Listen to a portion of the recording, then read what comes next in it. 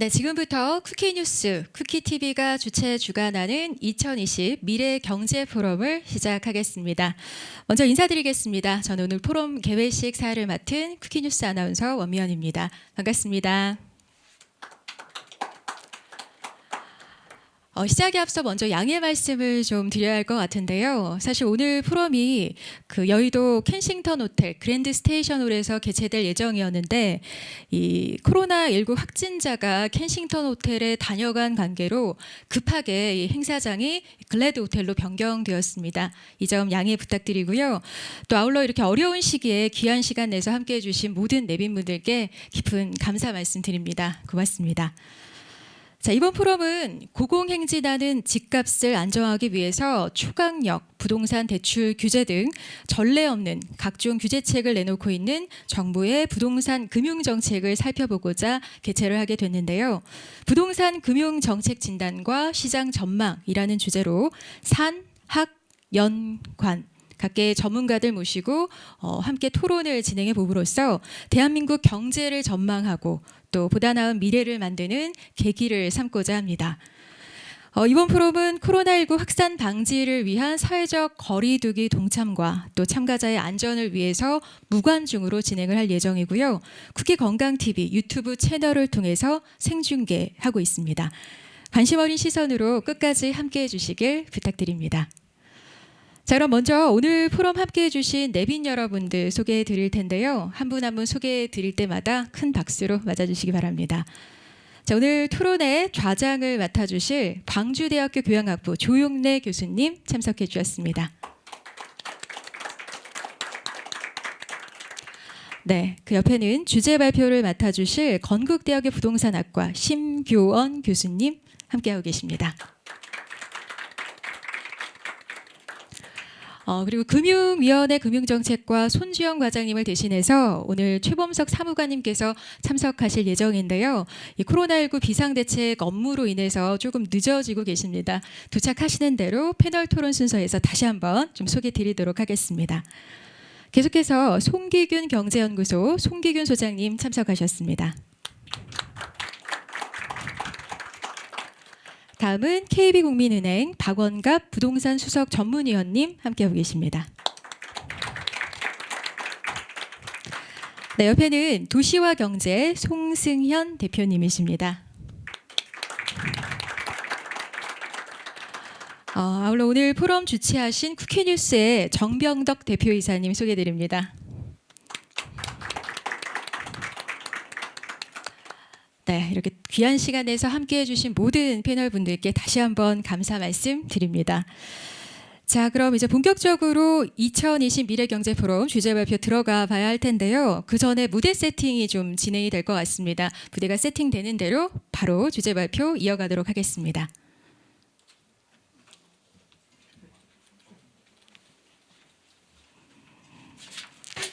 네, 오늘 주제 발표는 건국대학교 부동산학과 심교원 교수님께서 맡아주실 텐데요. 부동산 금융정책 이대로 좋은가? 라는 주제로 발표를 해주신다고 합니다. 자, 그럼 본격적으로 무대로 모시기 전에 저희 교수님에 대해서 잠시 간략히 좀 소개를 드려야 할 것 같은데요. 심교원 교수님은 서울대학교 도시공학 전공으로 석박사 과정을 마치셨고요. 국토교통부, 국방부 등 정책자문위원을 역임하셨고 현재는 건국대학교 부동산학과 교수로 재임 중에 계십니다. 심교원 교수님을 앞으로 모셔보겠습니다. 큰 박수로 맞아주시기 바랍니다. 예, 반갑습니다. 오늘 주제 발표를 맡게 됐는데 되도록이면 길게 해달라고 하셔가지고 너무 길어서 어떻게 될지 모르겠습니다. 제목은 금융정책으로 되어 있지만 뭐 전반적인 부동산 정책 일반을 다 다루는 내용이 될 것 같습니다. 그래서 우리가 뭐 일반적으로 궁금해하는 사안들 그런 내용들을 제가 예전에 정리해 놓은 게 있었는데 그 내용을 중심으로 말씀드리겠습니다. 먼저 제가 12.16 대책을 앞에다 하나 정리해 봤습니다. 여러 대책 중에 올해도 대책이 나왔는데 왜 12.16 대책이냐? 12.16 대책이 상당히 의미가 있는 것 같습니다. 여기에 보면은 이제 투기 수요 차단과 실수요 중심의 시장 유도라고 하는데 뭐 시장에서 받아들이기는 9억 원 이상은 이제 LTV를 거의 줄이겠다. 15억 이상은 뭐 대출 금지 이런 조항이 나왔습니다.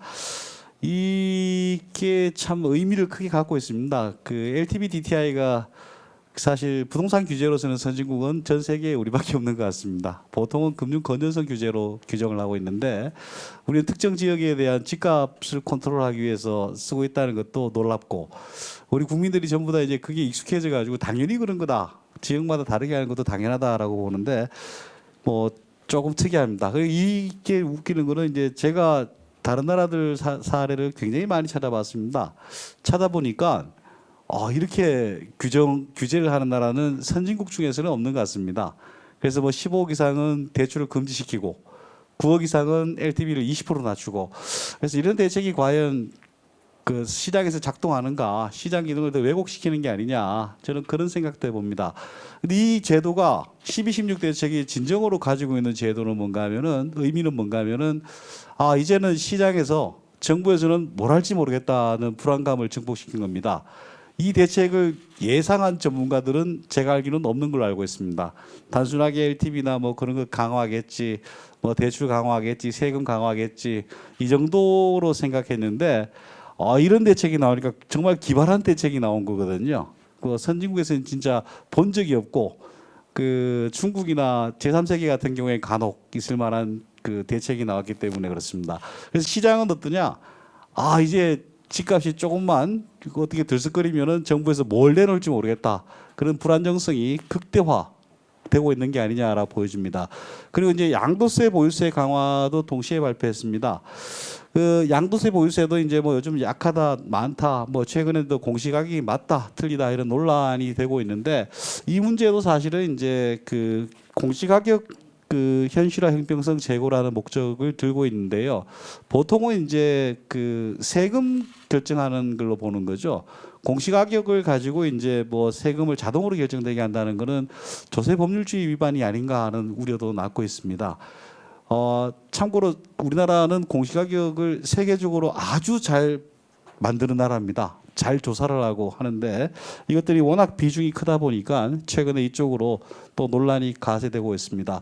요약해서 말씀드리면 12.16 대책은 정부에서 강력한 대책을 내놨다. 그런 의미도 있겠지만 앞으로 어떤 대책이 추가적으로 나올지 모른다는 시장의 불안정성을 더 부추겼다입니다. 그리고 그 다음에 재밌는 것들이 있습니다. 이 대책이 나오고 나서 이제 정부 고위 관계자들께서 뭐 주택거래 허가제 이런 얘기들도 하고 물론 뭐 해프닝으로 끝났지만 그래서 제가 주택거래 허가제를 어느 나라에서 했나를 살펴봤습니다. 살펴보니까 그 독일 나치 시절에 했더라고요. 제가 다른 사례들을 본 적이 없고 그리고 공산당 시절에 이제 공산당은 공산주의니까 거래 허가 자체가 필요가 없죠. 그리고 나치 같은 경우에는 주택거래 허가제를 하고 나서 그 다음에 이동 자유를 제한하는 이동 허가제까지도 발전을 했습니다. 그 외에서 이제 선진국 사례에서는 이제 찾아보기가 어려운 사례가 되겠죠. 물론 뭐 토지거래 허가제가 있긴 있습니다. 우리나라에 토지거래 허가제는 그 반대급부로 뭐가 있는가 하면은 그 계약이 2번인가 이렇게 무산이 되면은 정부에서 사주도록 되어 있습니다. 그런 것들을 안전장치 없이 그런 얘기들이 논의가 왔다 갔다 한다는 걸 보면서 굉장히 아찔한 느낌이 들었습니다. 정부가 지금까지 했던 대책들을 한번 순서대로 보도록 하겠습니다. 뭐 6.19 부동산 대책에서는 투기 구역을 늘리거나 이런 식의 뭐 제안들이 들어왔죠. 근데 그의 8.2 대책이라는 게 그 굉장히 강력한 제도입니다. 2017년 8.2 대책 같은 경우에는 뭐 이런 어마어마한 대책들을 뭐 중도금 대출도 하고 분양가 상한제도 적용하고 뭐 그다음에 이제 양도세 그다음에 이주택이사 중과세 뭐 장기 보유 특별공제 제외 이런 것들이 막 들어갔습니다. 그래서 이 대책이 이제 그 당시에는 가장 강력한 대책이다라고 불렸습니다. 그리고 이제 그의 후속 대책이 나왔고요. 이 대책할 때는 참 재밌는 해프닝이 있었습니다. 해프닝이 뭔가 하면은 이 대책 발표한 날 아무도 몰랐습니다. 근데 이제 그날 장관께서 휴가가 있다가 부랴부랴 올라오셔가지고 8.2 대책을 발표합니다. 그리고 그 후 한 달 가까이가 굉장히 혼란이 발생합니다. 어떤 혼란이 발생하느냐? 이 업무는 도대체 무슨 업무고 어느 부처에서 담당하는 거냐 이런 질문이 굉장히 쏟아지는데 정부 내에서도 정리가 좀 안 된 인상을 줬습니다. 그리고 그 이후에 한 달여 지나서 8.2 대책 후속 조치가 발표됩니다. 이 대책 자체가 굉장히 좀 준비 상태가 부실한 게 아니냐 그런 비판을 받고 있습니다. 그다음에 가계부채 종합대책도 발표했습니다. 가계부채 종합대책에서는 뭐 신 DTI라든가 DSR 이런 규제들을 추가적으로 발표를 했고요. 그리고 굵직굵직한 정책으로 이제 주거복지 로드맵이라는 것들도 하나 발표를 했습니다. 이것들은 이제 서민 주거복지를 어떻게 할 것인가 이거 뭐 꼼꼼히 잘 짜진 계획이 아니냐라고 시장에서는 평가를 받고 있습니다. 그리고 임대주택 등록 활성화 방안이 있습니다. 임대주택을 뭐 저렴하게 장기간 하면은 혜택을 주는 것들인데 거기에 대한 이제 혜택을 이제 최근에 축소시킨 바가 있고요. 그리고 재건축 안전진단 기준도 정상화라고 표현하고 있는데 사실은 여기서는 안전진단 기준을 굉장히 강화했습니다. 과거에는 뭐 30년, 40년 지나면은 재건축할 수 있다 했는데 이제는 연수가 아니고 정부에서 말한 그 기준에 맞춰서 해야 되는데 정말 구조적으로 문제가 있지 않나는 굉장히 어려워지게 됐다. 그래서 이쪽으로 재건축 재개발에서 따르는 물량 자체가 줄어들 수 있다는 우려를 낳고 있습니다. 그리고 이제 뭐 청년 주거라든가 신혼부부 지원 이런 것들이 있고 그다음엔 주택 공급 확대라는 것들이 30만 호 공급 계획이 나오게 되겠습니다. 이전까지는 이제 전부 다 수요 억제책을 주로 발표를 했고요. 이때부터는 이제 공급 대책이 좀 추가가 되긴 합니다. 이때도 재밌는 게 있습니다. 이전까지 정부에서 항상 했던 얘기가 공급은 충분한데 투기꾼들이 집값을 올렸다였습니다. 근데 이제 정부에서는 이제 또 공급 계획을 발표를 하는 그런 대책을 발표하게 됩니다. 그리고 이제 좀 더 센 정책이 2018년 9.13 대책으로 나오게 됩니다. 9.13 대책에서는 이제 고가 주택에 대해서 종부세를 인상하는 거라든가 전세 자금 대출이라든가 굉장히 강화시켰습니다. 제가 빨갛게 표현한 이유는 그 전에 발표된 8.2 대책보다 훨씬 강력한 대책이다라고 평가를 받고 있습니다. 그다음에 이제 수도권 공급 확대 방안 3기 신도시 계획이 이제 추가로 발표됐고요. 그다음에 뭐 이런 내용들이 지나가고 있습니다.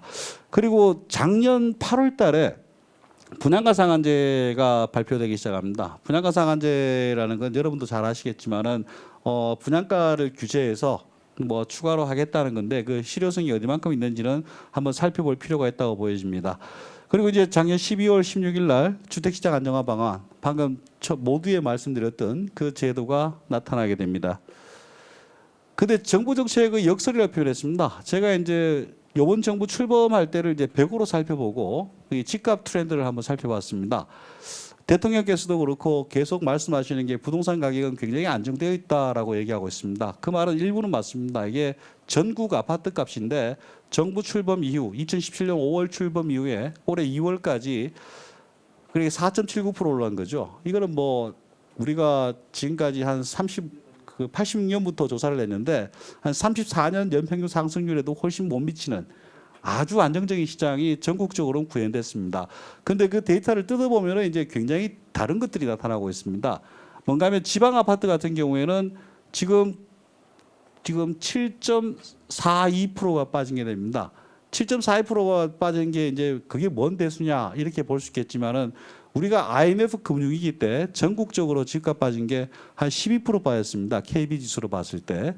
7.42%는 굉장히 좀 심각한 수준이다. 그리고 더 놀라운 거는 이 지방 아파트라는 지수를 만들고 나서 처음으로 최장기간 하락하고 있는 겁니다.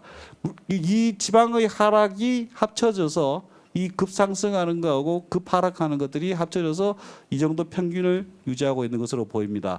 그리고 서울 집값 같은 경우에는 뭐 KB 국민은행 지수로 해서 올해 2월까지 123.83이니까 23.83%가 되고 강남구 아파트는 이제 28.48%가 증가했습니다. 이게 이제 여러분들 느끼기에 강남구 아파트들은 뭐 2배, 3배씩 올랐는데 왜 이렇게 안 올랐냐라고 볼 수 있겠습니다.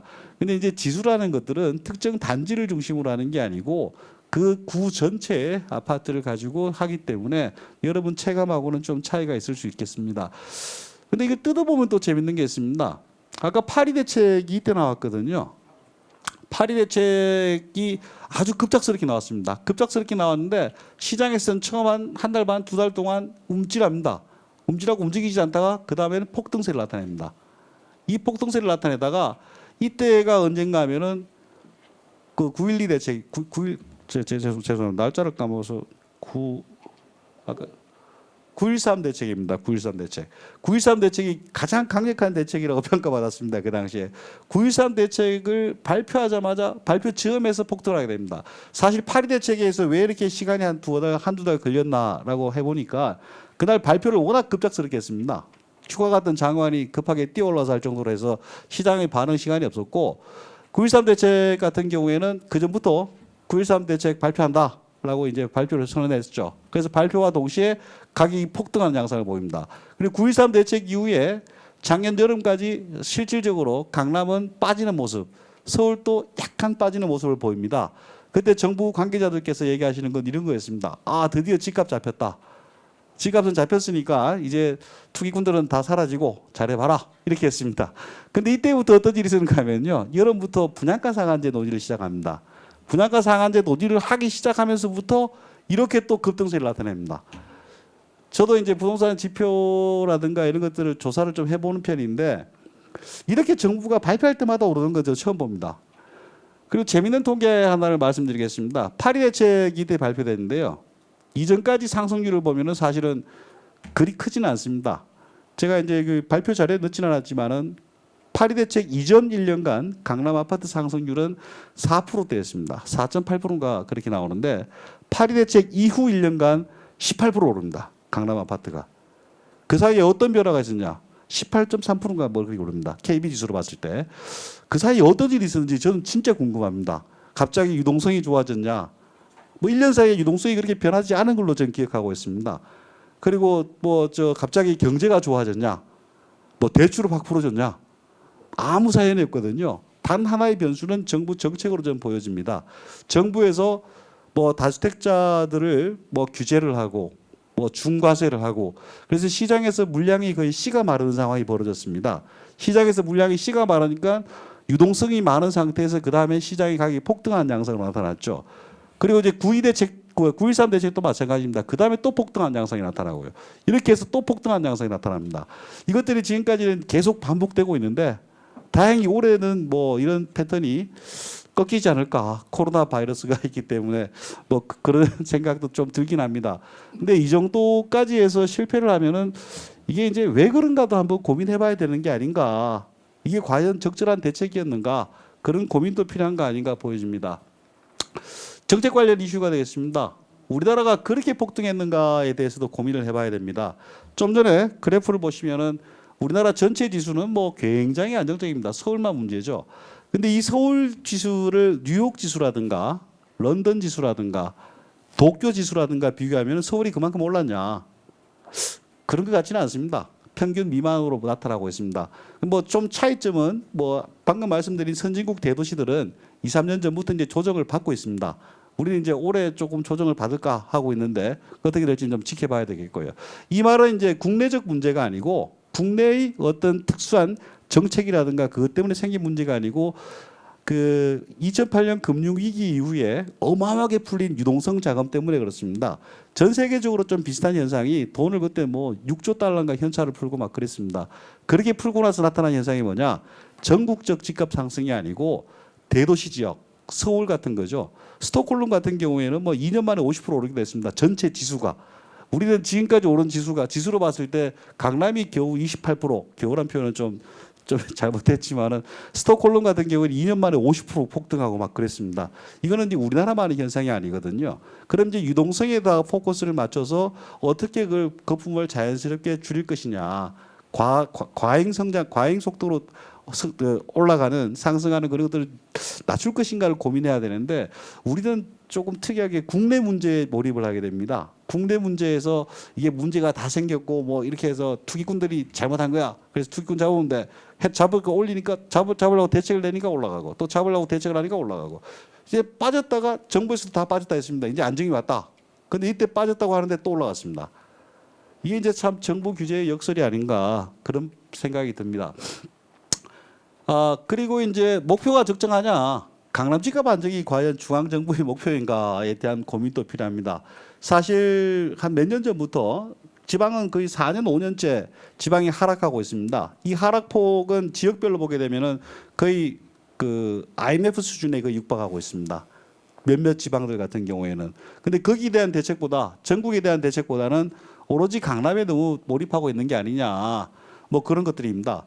이건 이제 제가 쓴 지가 꽤 됐지만은 거시경제 부양책하고 부동산 시장 억제책이 과연 공존이 가능한가? 전 세계적으로 세금을 줄이고 경기를 부양하고 하기 위해서 굉장한 노력을 하고 있습니다. 그리고 이번에도 뭐 추경을 어마어마하게 다시 편성해서 하겠다라고 하고 있습니다. 그런데 그 추경을 한쪽에서는 편성하고 이렇게 하면서 한쪽에서는 국민의 세금을 더 걷어가고 그런 것들이 정부의 어떤 효과 자체가 엇박자가 아니냐. 저는 간혹 이런 생각도 해봅니다. 우리나라 정부가 두 개가 있다. 부동산 쪽 정부하고 다른 정부가 있다. 그래서 거시경제 정책 자체가 효과를 못 보고 있다. 그런 생각을 하게 됩니다. 그리고 이와 관련 해프닝이 있습니다. 강남의 그 삼성동에 그 현대 뭐 자동차 부지를 개발하는 게 있습니다. 그게 뭐 당군일의 거의 최대 사업에 고용 효과가 뭐 1년에 5만 명 그리고 경제적 파급 효과가 250조인가 30조까지 나오는 어마어마한 사업이었습니다. 그때 정부 내에서 어떤 의견 대립이 있었습니다. 경제를 담당하는 기획재정부에서는 빨리 해서 경제를 좀 부흥시키자라고 하는데 땅값을 담당하는 집값을 담당하는 국토부에서는 집값 상승의 우려가 있으니까 개발을 허용해서는 안 된다라고 하고 했습니다. 근데 그 지역을 제가 살펴보니까 현대자동차 같은 경우에 10조 원인가 주고 땅을 샀거든요. 3년 동안 착공을 못했습니다. 그 금융비용만 계산해 보니까 거의 1조 원 가까이 나왔습니다. 이게 과연 맞는 건가? 그리고 선진국 같은 경우에는 집값 오르는 거에 우려는 있지만은 고용 창출이라든가 이쪽에도 방점을 찍고 하기 때문에 그런 것들은 상상하기 어렵습니다. 사실 그 논리를 계속 연장하면요. 집값을 잡는 가장 쉬운 방법이 있습니다. GDP를 마이너스로 가면은 집값은 바로 잡힙니다. 이게 GDP를 갉아먹으면서까지 집값을 한번 해보겠다. 뭐 그런 정책인 게 아닌가. 그래서 너무 거시경제 정책 내에서도 엇박자가 많다입니다. 그리고 수단의 적정성에 대해서도 고민을 해봐야 됩니다. 수요억제가 대출 규제로 과연 되는 거냐? 물론 효과 있습니다. 근데 최근에 그 우리보다 북유럽 국가들이 훨씬 많이 올랐는데 뭐 덴마크라든가 덴마크하고 몇 개 국가입니다. 북유럽 국가. 거기서 LTV를 낮췄습니다. 그때 LTV는 뭐 한 집당 LTV가 아닙니다. 근데 그 은행 전체를 평가할 때 LTV를 얼마로 낮췄냐? 90으로 낮췄습니다. 그러니까 우리 상상하고 좀 차이가 많죠. 그리고 이제 뭐 버블을 일으킨 주범이다라고 표현도 하고 있는데 LTV를 과거에는 뭐 100% 이상씩 주기도 했거든요. 근데 우리가 LTV 100% 이상 주는 거에 대해서도 고민을 해봐야 됩니다. 젊은 청년이 장래가 전도 유망한 청년이 집을 살 때 자기 돈이 지금 없다. 그러면 LTV 100% 이상 줘도 되는 게 아니냐라고 판단할 수 있습니다. 물론 금리도 다 다르게 부과를 해야겠죠. 그런 것들이 이제 금융선진화의 과정으로 보기도 하는데 우리 같은 경우에는 뭐 대출에 워낙 묶어놔서 젊은이들이 이제 거의 살 수 없는 상황까지 가 있습니다. 그리고 이제 보유세라든가 양도세 강화 이런 것들도 있고요. 그다음 이런 그 수단들이 있는데 이게 과연 한 방향으로 움직이는 건가? 이 각 정책의 효과가 과연 정부가 목표로 하는 강남 집값을 잡는데 뭐 정부에서는 뭐 서울 집값까지도 얘기하지만은 대부분의 국민들은 어떻게 이해하는가 하면은 강남 집값 잡는 걸로 거의 이해하고 있습니다. 종부세라든가 그런 것들도 이게 과연 이게 효과가 있을까에 대한 의구심이 있습니다. 먼저 양도세와 보유세에 대해서 한번 말씀드리겠습니다. 뭐 정부 의도는 다주택자들이 양도세를 많이 부과하고 보유세를 강화하면은 주택 가격이 안정이 되고 형평성이 제고된다라고 주장하고 있습니다. 근데 이에 대해서 그 좀 사이드 이펙트도 한번 생각해 봐야 됩니다. 일반적으로 보유세를 높이고 거래과세를 낮추는 게 대부분의 학자들이 동의합니다. 경제학 교과서에 나오는 그냥 내용입니다. 그래서 보유세를 높이자. 어디만큼 높일까? 우리가 이제 OECD 평균으로 보게 되면 OECD 기준으로 보게 되면은 보유세는 평균보다 약간 낮은 수준입니다. 양도세는 OECD에서 1등인가 뭐 탁월하게 높은 편입니다. 그래서 우리 좀 이상한 상황인데 두 개를 낮춰야지 경제가 가장 효율적으로 돌아간다라고 동의를 하고 있는데 우리는 좀 보유세는 보유세로 높이고 거래과세를 이제 그 양도세라 그러죠.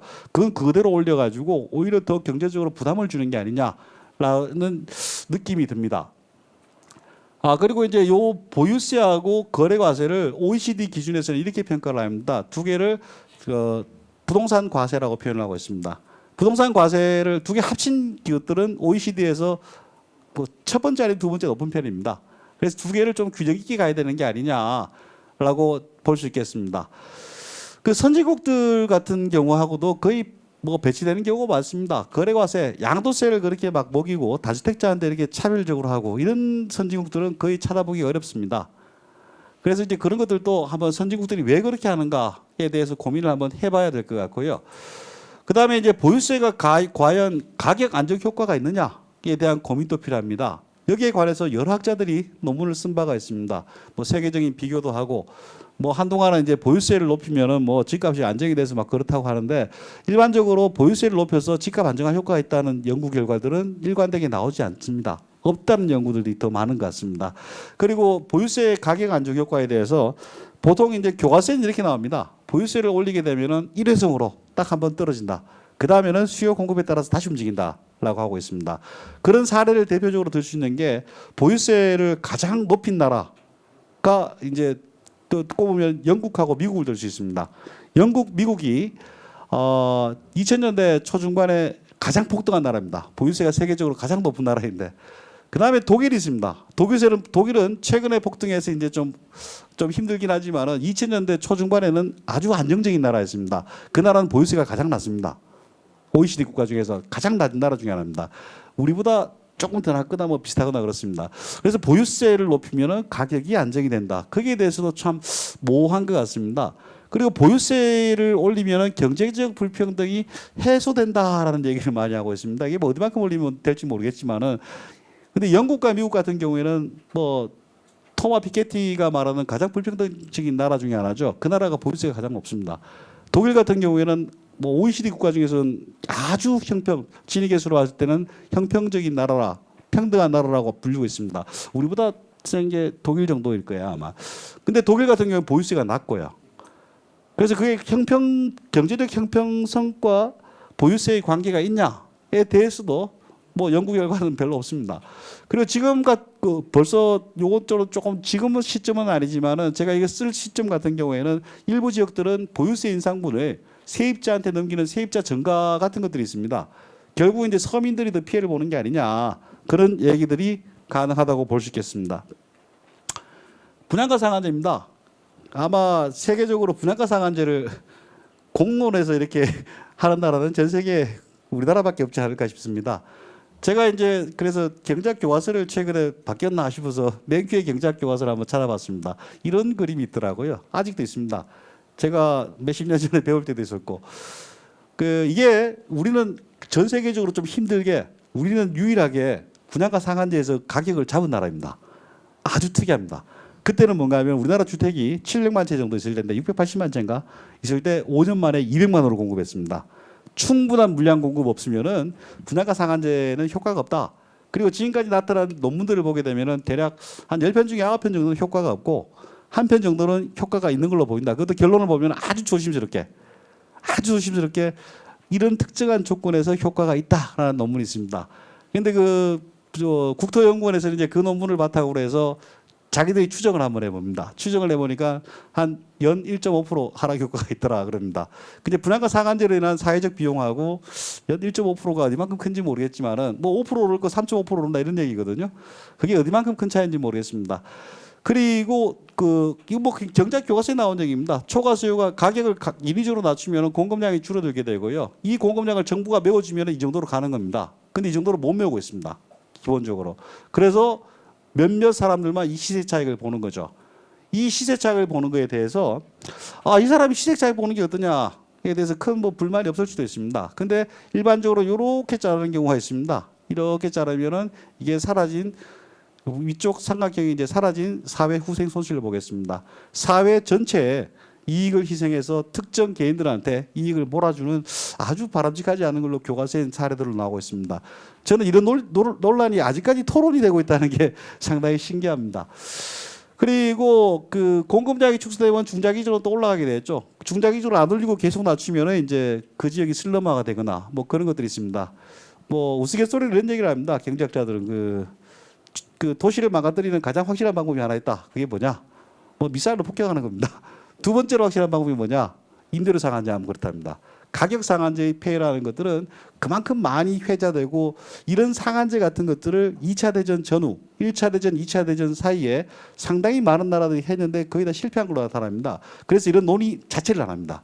우리나라보다 훨씬 더 그 가격이 많이 오르고 했는데도 자 그리고 이제 공급이 위축되고 이렇게 되면 몇몇은 이익을 다 가져가서 좋겠지만은 못 가져간 사람들 이런 손실분은 누가 손실을 떠안아야 되느냐? 일반 서민들이 떠안아야 됩니다. 실제 그 혜택을 보는 사람 소수고 그리고 이제 뭐 로또 청약이 워낙 심해지고 있죠. 로또라는 게 대박이 난다는 의미도 있지만은 요즘은 좀 비꼬는 방향으로 이렇게 얘기합니다. 절대 안 되는 거다. 뭐 집어넣어도 절대 안 되는 거다. 그래서 이게 과연 하는 건가? 얼마 전에 개포동 쪽에 보니까 시세차익 20억 나는 걸 젊은 사람이 신청했다가 당첨돼서 포기한 사례가 나타났습니다. 시세차익 20억입니다. 그 사람이 왜 포기했냐? 자기 돈이 없어가지고. 근데 그 다음 누가 가져가느냐?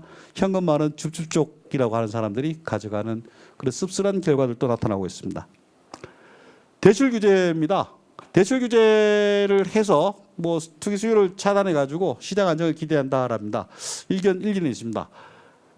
규제 대상 아파트 가격이 적정한가? 지난해 서울 아파트 실거래가 중위값이 9억대 갔습니다.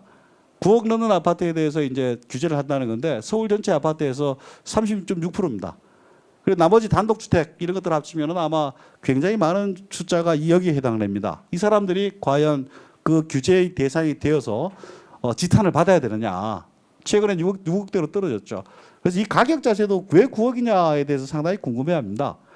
그게 10한 4, 5년 전에 그때 이제 뭐 호화주택하고 뭐 이럴 때 9억이라는 게 나왔는데 보통 그런 가격들은 물가 상승해서 올라가는가 아니면 상위 몇 프로 주택을 할 때 그 가격으로 하는데 우리는 10한 4, 5년 전에 그 가격을 아직까지 쓰고 있습니다. 뭐 서울시 전체가 이제 나중에 9억이 넘어가는 시점이 나올 텐데 막 20, 30년 지나면 나오지 않겠습니까? 물가 상승이 되니까. 그럼 서울시 전체가 뭐 고가주택으로 분류가 되는 이상한 상황이 벌어지겠죠. 그리고 LTV가 DTI나 이런 것들이 부동산 규제 수단인가에 대해서도 고민을 해봐야 됩니다. 우리는 십몇 년 동안 이걸 습관적으로 쓰다 보니까 이게 이제 당연히 부동산 규제다라고 하는데 그 개인들한테 LTV를 규제하는 나라들은 거의 없습니다. 금융기관 건전성 관리로 해서 금융기관이 잡은 담보물 전체에서 LTV가 얼마 정도 되고 평균 뭐 그런 식으로 관리하는 게 많죠. 개인별로 뭐 이렇게 하는 것들.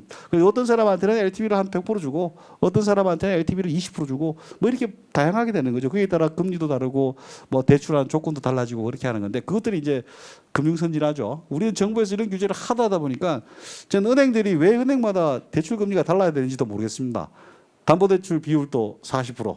DTI, DSR 다 똑같은데 은행마다 금리가 차이가 있습니다. 그게 뭐 근데 뭐 특별한 선진 금융 기법 이런 것도 없거든요. 근데 실제 뭐 금융계 쪽에 있는 분들 얘기 들어보면은 그런 그 거번 규제라 그럽니까? 그런 것 때문에 상당히 우리나라 금융 선진화가 뒤처지고 있다라고 하고 있습니다. 금융 규제를 강화했다. 특히 이제 LTV를 강화했을 때 효과입니다. LTV를 강화했을 때 어떤 일이 벌어지느냐? 이것들은 뭐 선진국에서는 여러 연구에서 밝혀졌습니다. 이 사람들 우리가 주택담보대출을 빌린 사람들의 한 반 정도는 생계형 대출로 알려져 있습니다. 이 사람들이 어디로 몰려가느냐? 이 대출을 갖고 뭐 대부 업체 이런 식으로 넘어가는 거죠.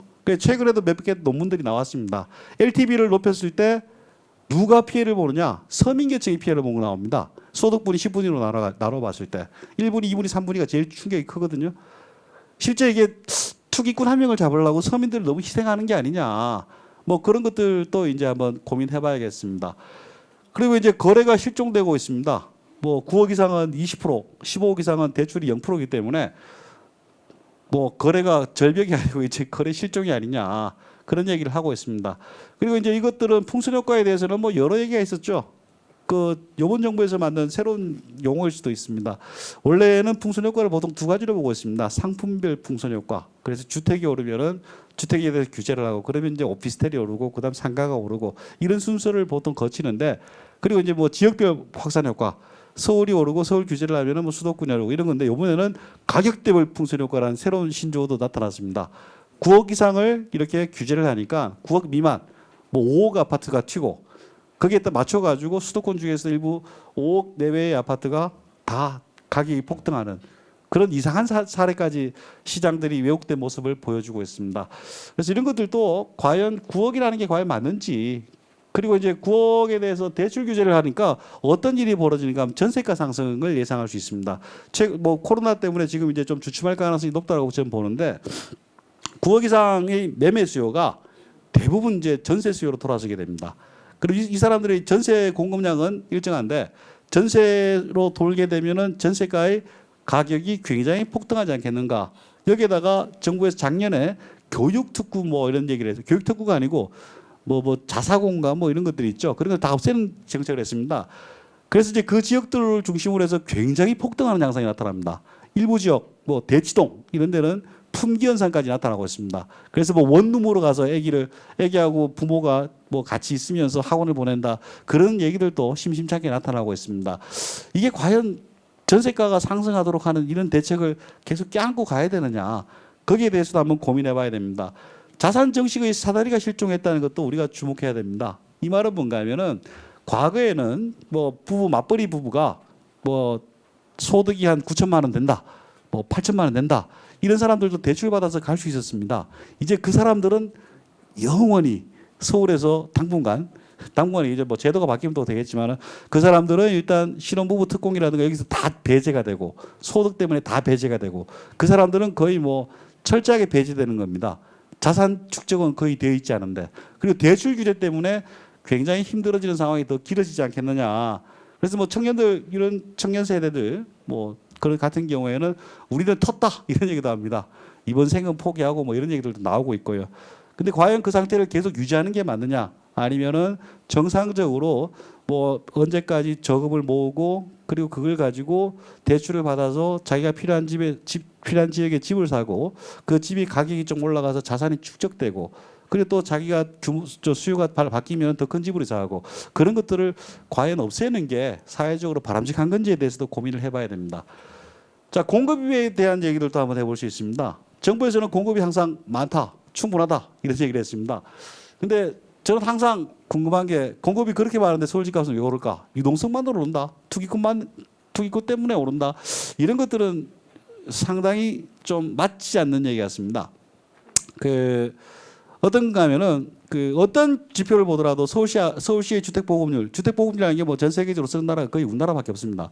다른 나라들은 뭐 1000명당 인구수 이렇게 쓰는데 1000명당 주택수 이렇게 쓰는데 주택보급률을 보더라도 서울시는 96%, 7% 왔다 갔다 하고 있습니다. 그 말은 3, 4%는 주택이 없다는 얘기입니다. 정부의 공식 통계를 봐도. 그리고 이제 서울시에 그때 한동안 많이 나왔던 게 있습니다. 빈집이 10만 채나 있다. 2015년 인구 센서스 조사 때 10만 채 있다는 통계가 나와서 깜짝 놀라겠습니다. 그래서 도대체 10만 채가 어디 있을까? 근데 10만 채가 가장 많은 데가 어디냐면은 강남구였습니다. 강남구에 이제 재건축 대상 아파트라든가 아니면 며칠 후에 이사 가야 되는데 비어 있는 집이라든가 그런 것들이 빈집으로 나왔죠. 서울시 전체적으로 주택수는 대략 한 300에서 350만 채 내외로 보고 있습니다. 제가 숫자가 헷갈리는 게 아니고 통계 기준마다 좀 달라서 그렇습니다. 300에서 350만 채다.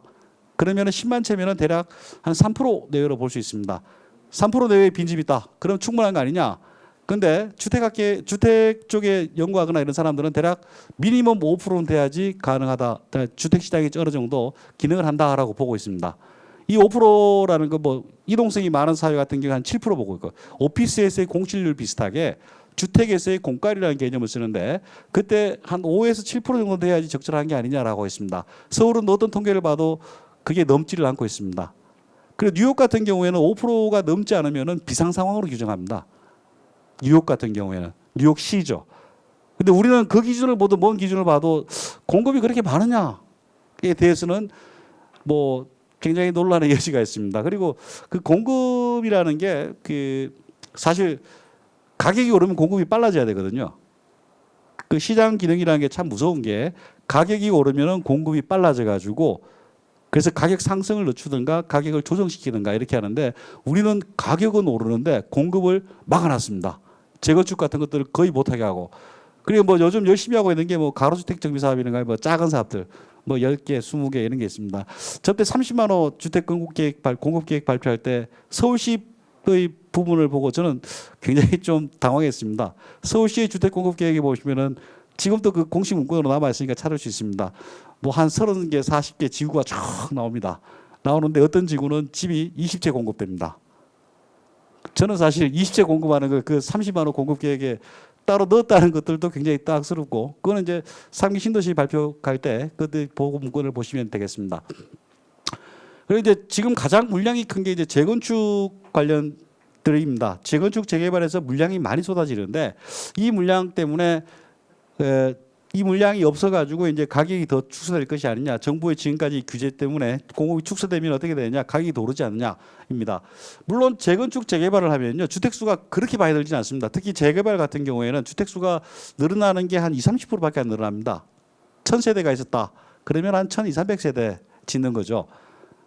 그만큼 이제 물량 늘어나는 개수는 없습니다. 그럼 뭐 200-300개밖에 안 늘지 않았느냐. 그래서 재개발해도 소용없다 이런 얘기를 할 수 있는데, 최근 집값 폭등의 주범은 뭔가 하면은 아주 이제 허름한 집이 아니고 새 아파트가 집값을 주도하고 있습니다. 새 아파트 공급이 1200, 1300개가 늘어나는 거죠. 전체 총량에서 200개, 300개 늘어난 게 아니고 1000세대 기준으로 봤을 때 새 아파트 공급을 늘리면은 새 아파트의 가격 상승은 억제할 수 있습니다. 그건 뭐 어떤 연구를 봐도 그건 다 당연히 나옵니다. 억제의 정도에 따라서 차이가 있지만은 거기에 대해서도 재건축을 그만두고 이렇게 하는 게 맞냐?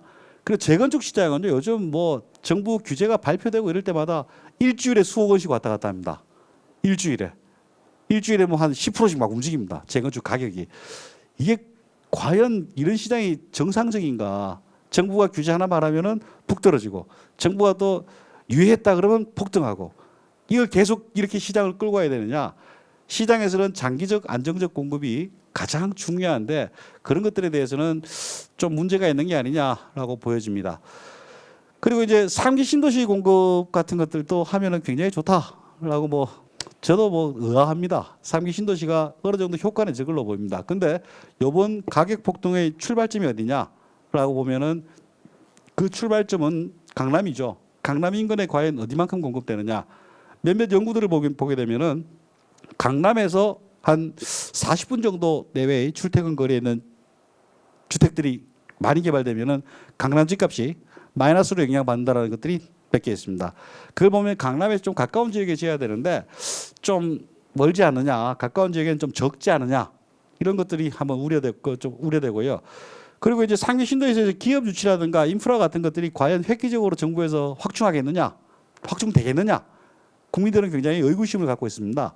과거에서 정부가 여러 가지 정책을 발표했을 때 그 정책이 되긴 됐는데 제 시간에 된 적은 그리 많지 않은 것 같습니다. 그걸 봤을 때 3기 신도시도 어느 정도 효과를 발휘하고, 그리고 이제 분산 효과 이런 것들을 누리려면은 그 기업 유치라든가 인프라 같은 것들을 정말 지금 계획된 것보다 더 획기적으로 공급해야 되는 게 아니냐라고 보여집니다. 자, 나머지는 이 문제입니다. 마지막으로 목표가 과연 뭐냐? 중앙정부가 강남 집값, 서울 집값을 타겟으로 하는 게 맞냐에 대한 고민입니다. 전국 전체, 그리고 안정적인 주택 공급 시장 체제를 구축하는 게 맞지, 공급을 억누르고 그런 것들이 과연 맞느냐? 그리고 선진국 대도시들은요, 우리처럼 이렇게 재건축 못하게 하고 재개발 못하게 하고, 그리고 뭐 조그만 가로주택 형성비사 필지형만 해라, 이런 것들은 없습니다. 선진국 대도시들은 인비라는 말이 나왔습니다. Yes, in my backyard. 어떤 식으로든 집을 많이 늘리자. 청년 세대들이 너무 힘들다. 그래서 우리 뒷마당에나 쪽방이라도 지어가지고 청년들한테 더 많이 공급하자. 이 정도로 노력하고 있습니다. 미국, 영국 쪽에서 그런 운동이 나오고 있습니다. 근데 우리는 그런 건 고사하고 개발할 수 있는 것도 개발을 못하게 하고 있습니다. 그래서 기본적으로는 가격이 오르면은 공급도 빨라지고 많아져서 가격이 조정을 보고, 이런 선순환 시스템이 구축되고 그런 것들이 유지되게 하는 그런 것들이 정부의 역할로 보통 보는데, 그리고 물론 서민 보호가 거기에 들어가는 거죠. 근데 우리는 가격에 직접 개입하는 것들로 하고 있어가지고 이게 과연 효과를 볼 수 있겠는가? 물론 효과를 볼 수도 있습니다. 제가 보기엔 12.16 대책 이후에 워낙 강경한 대책이 나오고 있기 때문에 앞으로 뭐 우리가 상상을 초월한, 예를 들어서 뭐 강남의 특정 아파트 단지는 주민세를 1년에 1억씩 때린다. 그 집 폭락할 겁니다. 뭐 그런 대책도 하려면 할 수 있습니다. 그 집값을 잡고 싶다면은. 근데 그건 뭐 도가 지나쳤죠.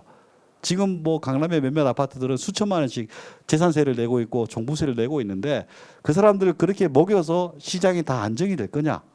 거기에 대해서는 좀 퀘스천이 있습니다. 자, 그리고 지금 코로나 이전에부터 국민 경제는 굉장히 위축되고 있었습니다.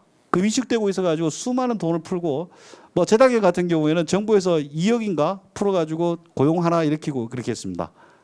정부에서 신규 일자리 자금 같은 거 책정하고 신규 고용 늘어난 걸 보니까 물론 그 중에서 상당수는 또 노인분들이 계시긴 하지만은 그렇게 돈을 투입해서 경제를 올리려고 하는데 건설업하고 부동산업은 굉장히 잡으려고 하고 있습니다. 근데 그 경제학을 모르더라도 여러분들 아실 겁니다. 경제 부양책은 보통 그 건설업이나 부동산 쪽으로 많이 하고 있습니다. 왜?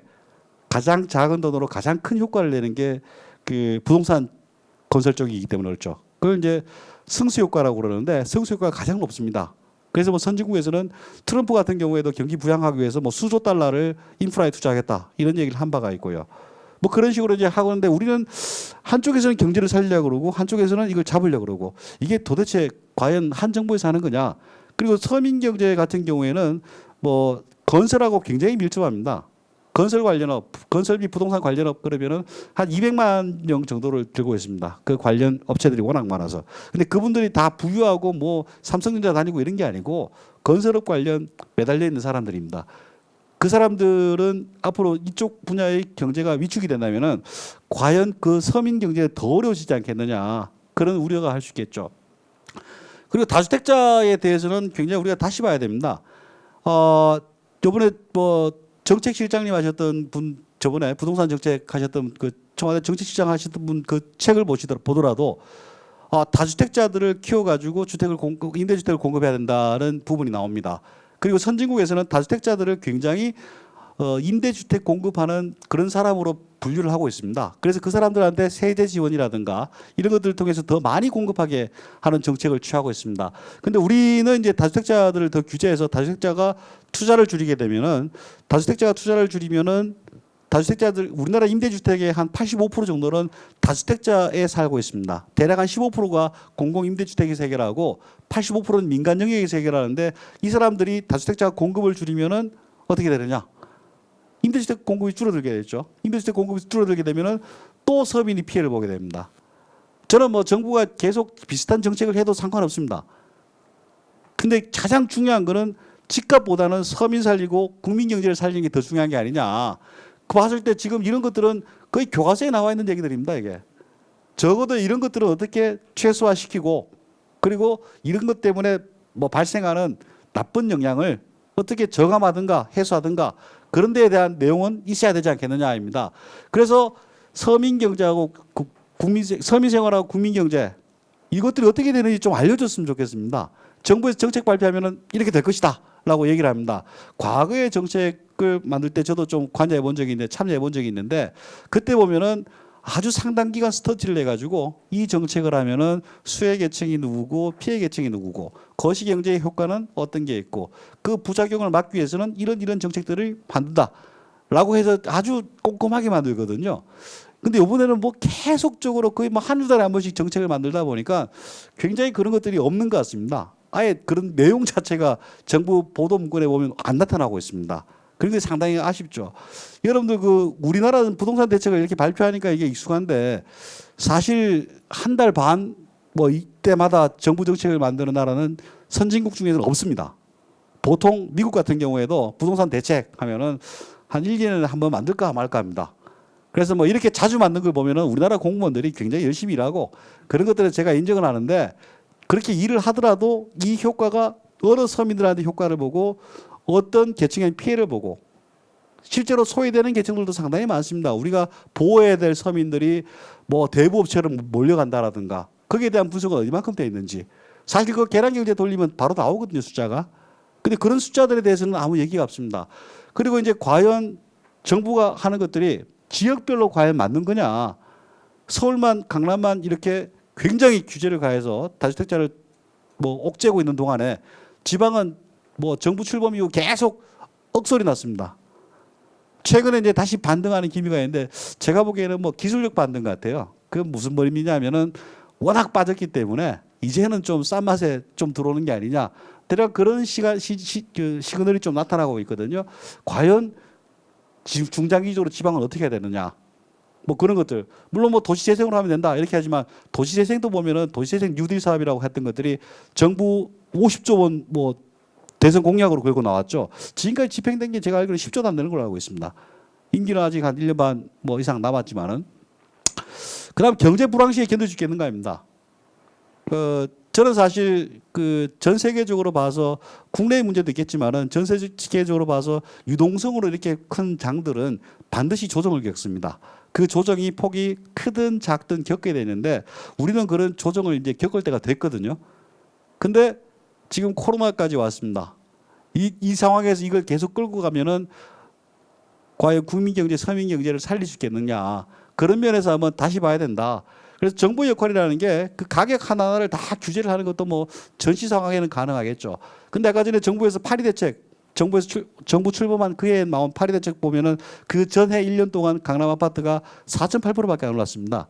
그때 그게 발동할 시점이냐? 강남 아파트는 한 20, 30년 평균을 보게 되면 거의 5% 올랐습니다, 매년. 딱 평균보다 뭐 모자라거나 비슷한 수준으로 올랐거든요. 그렇게 정부에서 그렇게 두들겨 팰 정도로 시장이 전시 상황이었냐? 그렇지 않았거든요. 오히려 정부에서 개입하고 나서 시장이 더 폭등한 양상이기 때문에 이제는 이제 좀 근원적으로 돌아가서 우리가 만드는 정책, 정부에서 만드는 정책이 서민들한테 과연 어떤 도움을 줄 수 있겠는가, 국민 경제에 어떤 도움을 줄 수 있겠는가 이런 것들을 한번 차근차근 따져보고 그리고 앞으로 역효과가 더 크다. 그러면 지금까지 한 정책이라도 과감하게 폐기할 필요가 있고 좋다. 그러면 그 정책을 더 크게 나가는 그런 식의 평가 같은 것들도 해가면서 하는 게 필요한 거 아닌가 보여집니다. 예상으로 마치겠습니다. 네, 쿠키뉴스와 쿠키TV가 주관하는 2020 미래경제 포럼 함께하고 계신데요. 자, 지금부터 부동산 금융정책 진단과 시장 전망이라는 주제로 패널 토론 이어가 보도록 하겠습니다.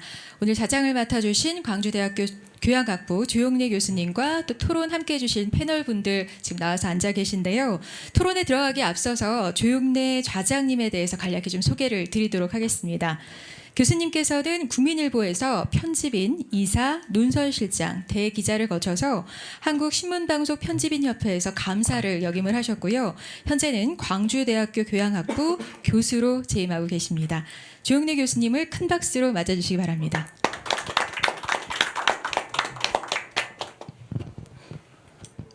제가 이제 시작하면 되나요? 네. 예, 방금 소개받은 조용래입니다. 오늘 좋은 자리에 쿠키뉴스가 지금 현안이라고 생각되는 부동산 금융 문제에 대해서 자리를 만들어 주신 것 감사드리고요. 시작하기 전에 부동산에 대해서 제가 생각되는 거를 몇 가지 좀 말씀드리고 오늘 이야기가 시작됐으면 합니다. 사실 부동산이라는 건 조금 전에 심기원 교수님께서 아주 열정적으로 50분 동안이나 강의를 해주셨는데 참 도움이 많이 됐고요. 근데 늘 지금 이야기되는 것이 부동산이 다른 상품하고 다르게 수요가 생기면 바로바로 이 공급이 따라가 주면 좋은데 실제로는 그런 상품이 못 되다 보니까 늘 수급 브리치가 노상이 일어나서 문제가 생기는 것 같습니다. 그리고 특히 제가 그간의 한국의 그 경제를 쭉 이렇게 지켜보면서 느끼는 그 부동산 관련해서 생각되는 것은 한국의 부동산 특징은 아마 두 가지로 크게 요약할 수 있지 않을까 싶은데 하나는 이 가격이 떨어지지 않는다는 거죠. 경제학적으로 이야기하면 가격의 하방 경직성이라고 이렇게 이야기를 하는데 한 번 오른 집값은 절대로 안 떨어진다는 거죠. 이게 이제 문제가 하나 있고요. 또 하나는 오르기 시작하면 아주 순식간에 폭발적으로 오른다는 거죠. 그래서 그러다 보니까 이제 정책을 담당하는 정부에서는 이 집값을 어떻게든지 때려잡아야겠다. 뭐 이런 좀 속말로 좀 굉장히 좀 초조해하는 것 같은 그런 느낌을 많이 봅니다. 그러다 보니까 결과적으로 부동산 정책이 나올 때마다 저는 그런 생각을 하게 되는데 과유불급이다 이런 생각을 합니다. 사실 지나치면 모자람만 못하다 이런 게 이제 과유불급인데 어쩌다 보면 규제를 너무 세게 하다 보니까 결과적으로는 그 규제의 그 반작용이 거꾸로 나와가지고 또다시 규제를 할 수밖에 없는 이런 상황이 반복적으로 벌어지는데 그 규제에 대한 내용을 오늘 금융 쪽에서 아까 부동산 지금 금융 규제에 관련해서 심기현 교수님께서 여러 가지로 말씀 주셨던 것 같은데 다만 한 가지 우리가 이제 부동산이 갖고 있는 특성 중에 이거를 이제 산업적인 측면에서 볼 거냐. 즉 다시 말해서 부동산이 상품으로서 상품이라면은 그것이 이제 부동산 산업은 계속적으로 확장돼야 되고 가격이 올라야 되고 하는 것이 당연한 것처럼 보여지는 그런 측면이 한편 있는가 하면 소위 주택이라고 하는 것이 갖고 있는 이 주거권하고 해당되는 이 복지 차원에서의 문제. 이 부분이 이제 서로 상충되는 것 같은데 이 두 가지 부분을 어떤 식으로 밸런스를 잘 맞춰갈 거냐. 이게 지금 오늘 이 시간에 우리가 지금 같이 얘기할 부분이 아닌가 싶어서 이런 두 부분의 이야기들이 서로 잘 조화롭게 진행이 됐으면 하는 게 사회자로서 제 바람이고요. 진행 상황에 대해서 조금 말씀을 드리면 아까 신기훈 교수님께서 50분 동안 아주 열강을 해주셨기 때문에 조금 쉬고 계시고 제 왼쪽에서부터 지금 관에서 금융위원회에서도 오셨고요.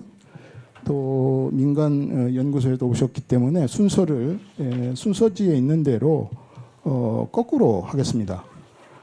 우선 송승현 도시와 경제대표께서 먼저 말씀해 주시고 그 다음에 박원갑 KB국민은행 부동산 수독 전문위원께서 말씀 주시고 그 다음에 송기균 경제연구소 소장님 그 다음에 말씀해 주시고 마지막으로 관에서 오신 우리 최범석 금융위원회 사무관께서 말씀 주시는데요. 가급적이면은 짧게 한 5분에서 10분 사이인데 한 7분 정도로 무난하게 해주시면 조금 이야기가 몇 순 배 돌 수 있지 않을까 싶고요. 말씀을 하시되 이제 어차피 조금 전에 있었던 신 교수님 강연이 있었기 때문에 발제가 있었기 때문에 그 발제에 대해서 조금 어택을 좀 해주시면 고맙겠습니다. 자, 우선 송승현 대표께 마이크 넘기겠습니다. 부탁합니다. 네, 안녕하세요.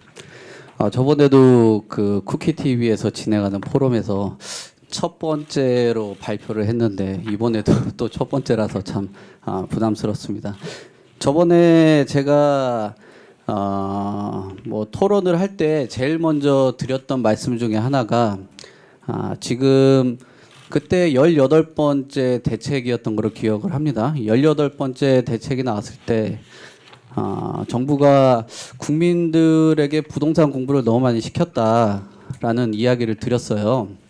결국은 요번에 19번째가 나와서 그 부동산에 대해서 국민들이 또 한 번 지식을 쌓았고 또 대응하는 법을 알게 되었고 또 거기에 상응하는 정책이 나오기가 굉장히 어렵지 않나라고 생각을 합니다.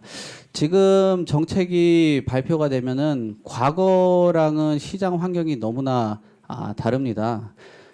생산성이 굉장히 빨라졌고요. 또 정보는 뭐 발표된 지 한 2시간, 3시간 혹은 발표가 되기 전부터 정보가 벌써 교류를 하면서 시장에서는 대응을 하고 있습니다. 그래서 최근에는 뭐 온라인 시장에 조금 뭐 규제를 한다든지 아니면 모니터링을 한다라고 이야기도 나오고 있어요. 근데 또 한편으로는 또 자꾸 이런 규제가 나오다 보면은 더 음지로 가는 건 아닌가라는 걱정을 합니다. 최근에 뭐 텔레그램처럼 부동산 정보도 이러다가 텔레그램 안에 들어가서 교류를 하거나 그런 점점 음지로 들어가지 않을까라는 걱정을 하고 있고요. 지금 집을 가지고 있으면서 굉장히 많은 생각들로 많이 변했을 거예요. 과거에는 그냥 단순히 거주 공간이지만 지금은 자산 시장으로도 또 들어가고요. 또 최근에 코로나19 사태가 터지면서 저도 주말에 집에서 머물렀지만 주차장에 차가 별로 나가질 않고 있어요. 또 하나의 뭐 힐링 공간이 될 수도 있고 최근 이런 사태에서는 대피 공간처럼 돼버린 그런 환경입니다. 그만큼 주택에 대한 관심들이 굉장히 높아져 가는데요. 일단은 저는 여기 뭐 금융 기관 쪽 전문가분도 계시고 또 우리 그 심교원 교수님도 계속 그 부동산에 대해서 굉장히 많은 지식을 가지고 또 발표를 해주셔서 다른 얘기를 좀 해보고 싶은데요. 지금 제가 여기서 제일 젊은 세대가 되지 않을까 생각하는데 이제는 다음 세대 주택 시장과 합당한 정책 방향이 나와야 되는 거 아닌가라는 생각을 합니다. 주택 금융이 뭐 한정된 주택 그 수요 안에서 적합하게 배분을 해야 되는데 지금 대출을 논하기 전에 주택 공급에 대한 문제점을 좀 지적을 하고 싶어요. 주택 금융이 과연 주택 수요하고 조화를 이루고 있느냐? 지금 사회적으로는 1인 가구가 굉장히 그 급증을 하고 있습니다. 거기에 비해서 40제곱미터 이하의 초소형 아파트는 계속 급감을 하고 있고요. 그래서 1인 가구가 인구 구성을 하는데 상당 수준으로 급부상을 하고 있는데 이런 상황에서도 굉장히 도외시당하고 있는 거 아닌가라는 의문점을 갖고 있습니다. 지금 통계청 추계 기준을 보면은 2045년 1인 가구 비중이 한 36% 정도로 전망을 하고 있는데 서울시 인구 중에 2018년 이미 한 32% 수준으로 2000년 대비 2배 이상이 된 상황입니다. 지금 이런 상황에서 계속 가구 원수가 변화하고 있는 상황에서 주택 공급이 이뤄져야지 주거복지 실현이 가능하지 않나라는 생각을 좀 하고 있고요. 2014년 소형주택 의무 비율 이 부분이 폐지되고 나서 1인 가구에 맞는 초소형 아파트들이 전체 물량의 한 2% 정도밖에 차지를 못하고 있습니다. 결국은 10가구 중에 3가구 이상이 1인 가구인데 정부랑 민간 각 영역에서 1인 가구 수요에 부합하는 이런 초소형 아파트 공급이 잘 진행되고 있느냐라는 생각을 하고 있어요.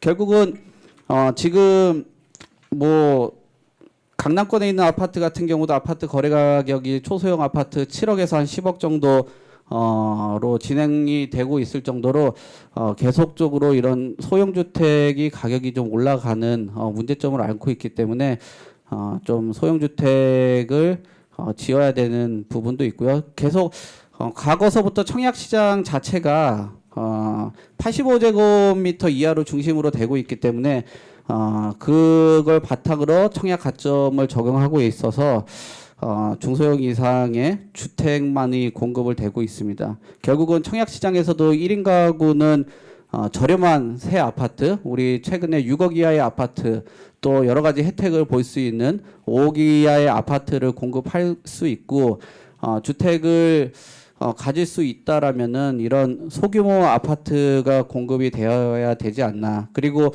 1인 가족들 같은 경우는 또 현재 부양가족 위주로 한 청약 가점이 아니라 무주택 기간을 중심으로 해서 가점제 평가를 좀 이원할 필요가 있지 않나라는 생각을 합니다. 결국은 금융을 활용하고 싶어도 85제곱미터를 기준점으로 하다 보니까 결국은 대출을 활용할 수도 없게 되는 그런 상황에 있고요. 또 변화되는 주택 시장에서도 좀 맞지 않는다라는 이야기를 조금 드리고 제가 또 여기서 얘기를 많이 하면은 또 진행이 안 될 것 같으니까 결국 대출 활용할 수 있는 환경을 만들어야 되고 가구에 대한 변화에 대해서 조금 지적을 하고 싶습니다. 네, 고맙습니다. 우리 송 대표께서는 주로 사회적으로 1인 가구가 늘어난 거에 대해서 그 부분에서 초소형 주택을 좀 더 확실히 공급해야 되지 않냐 이런 말씀 주신 것 같고요. 이어서 박원갑 전문위원께 부탁드리겠습니다. 이거 한 분 하고 끝나는 거죠? 아닙니다. 또 있습니까? 이제 우리가 일방적으로 말씀을 하시면 네. 그때 또 대답도 하셔야 되고 또 의견 교환이 이루어져야 되니까 한 두어 순배 돌 수 있도록 말씀해 주시면 좋겠습니다. 미리 예고가 있었으면은. 네.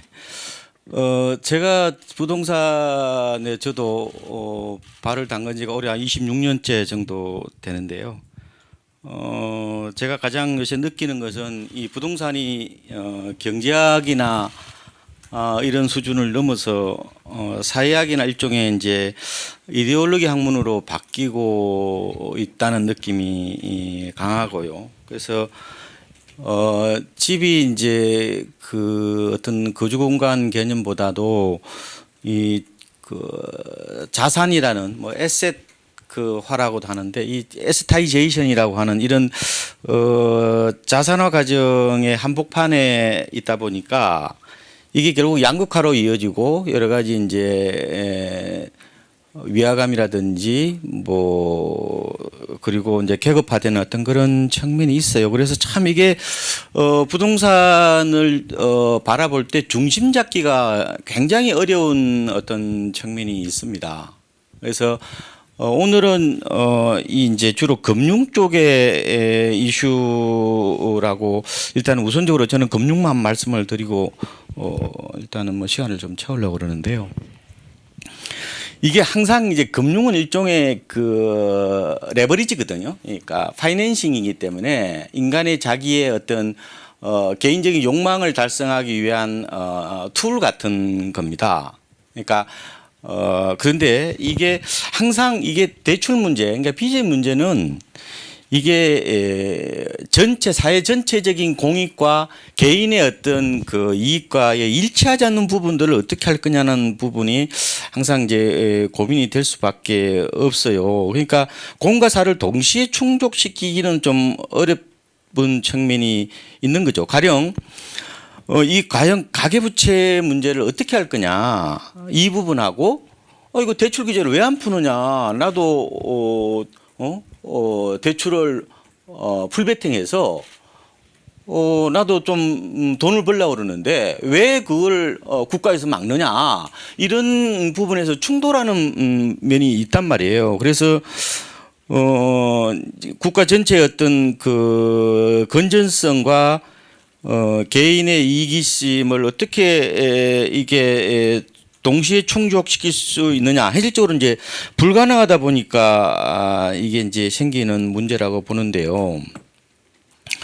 근데 저는 오히려 국가 전체의 어떤 그 뭐 건전성 부분에 저는 좀 초점을 두고 있어요. 그러니까 미시보다는 저는 거시에 좀 더 관심이 좀 있는 편인데 우리나라가 이제 가계부채가 1,800조란 말이에요. 그래서 선제 관리가 필요하고 자칫 이제 내관이 될 수 있다는 그런 지적을 많이 했고 그리고 이제 BIS 국제결제은행 기준으로 보면은 우리나라의 지난해 3분기 가계부채가 한 1,800조 가까이 뭐 1,790조라고 그러는데 이 GDP 대비해서 어쨌든 93.9%니까 미국이 서프라임 일어났을 때 2008년도 당시가 95.9%였으니까 뭐 어쨌든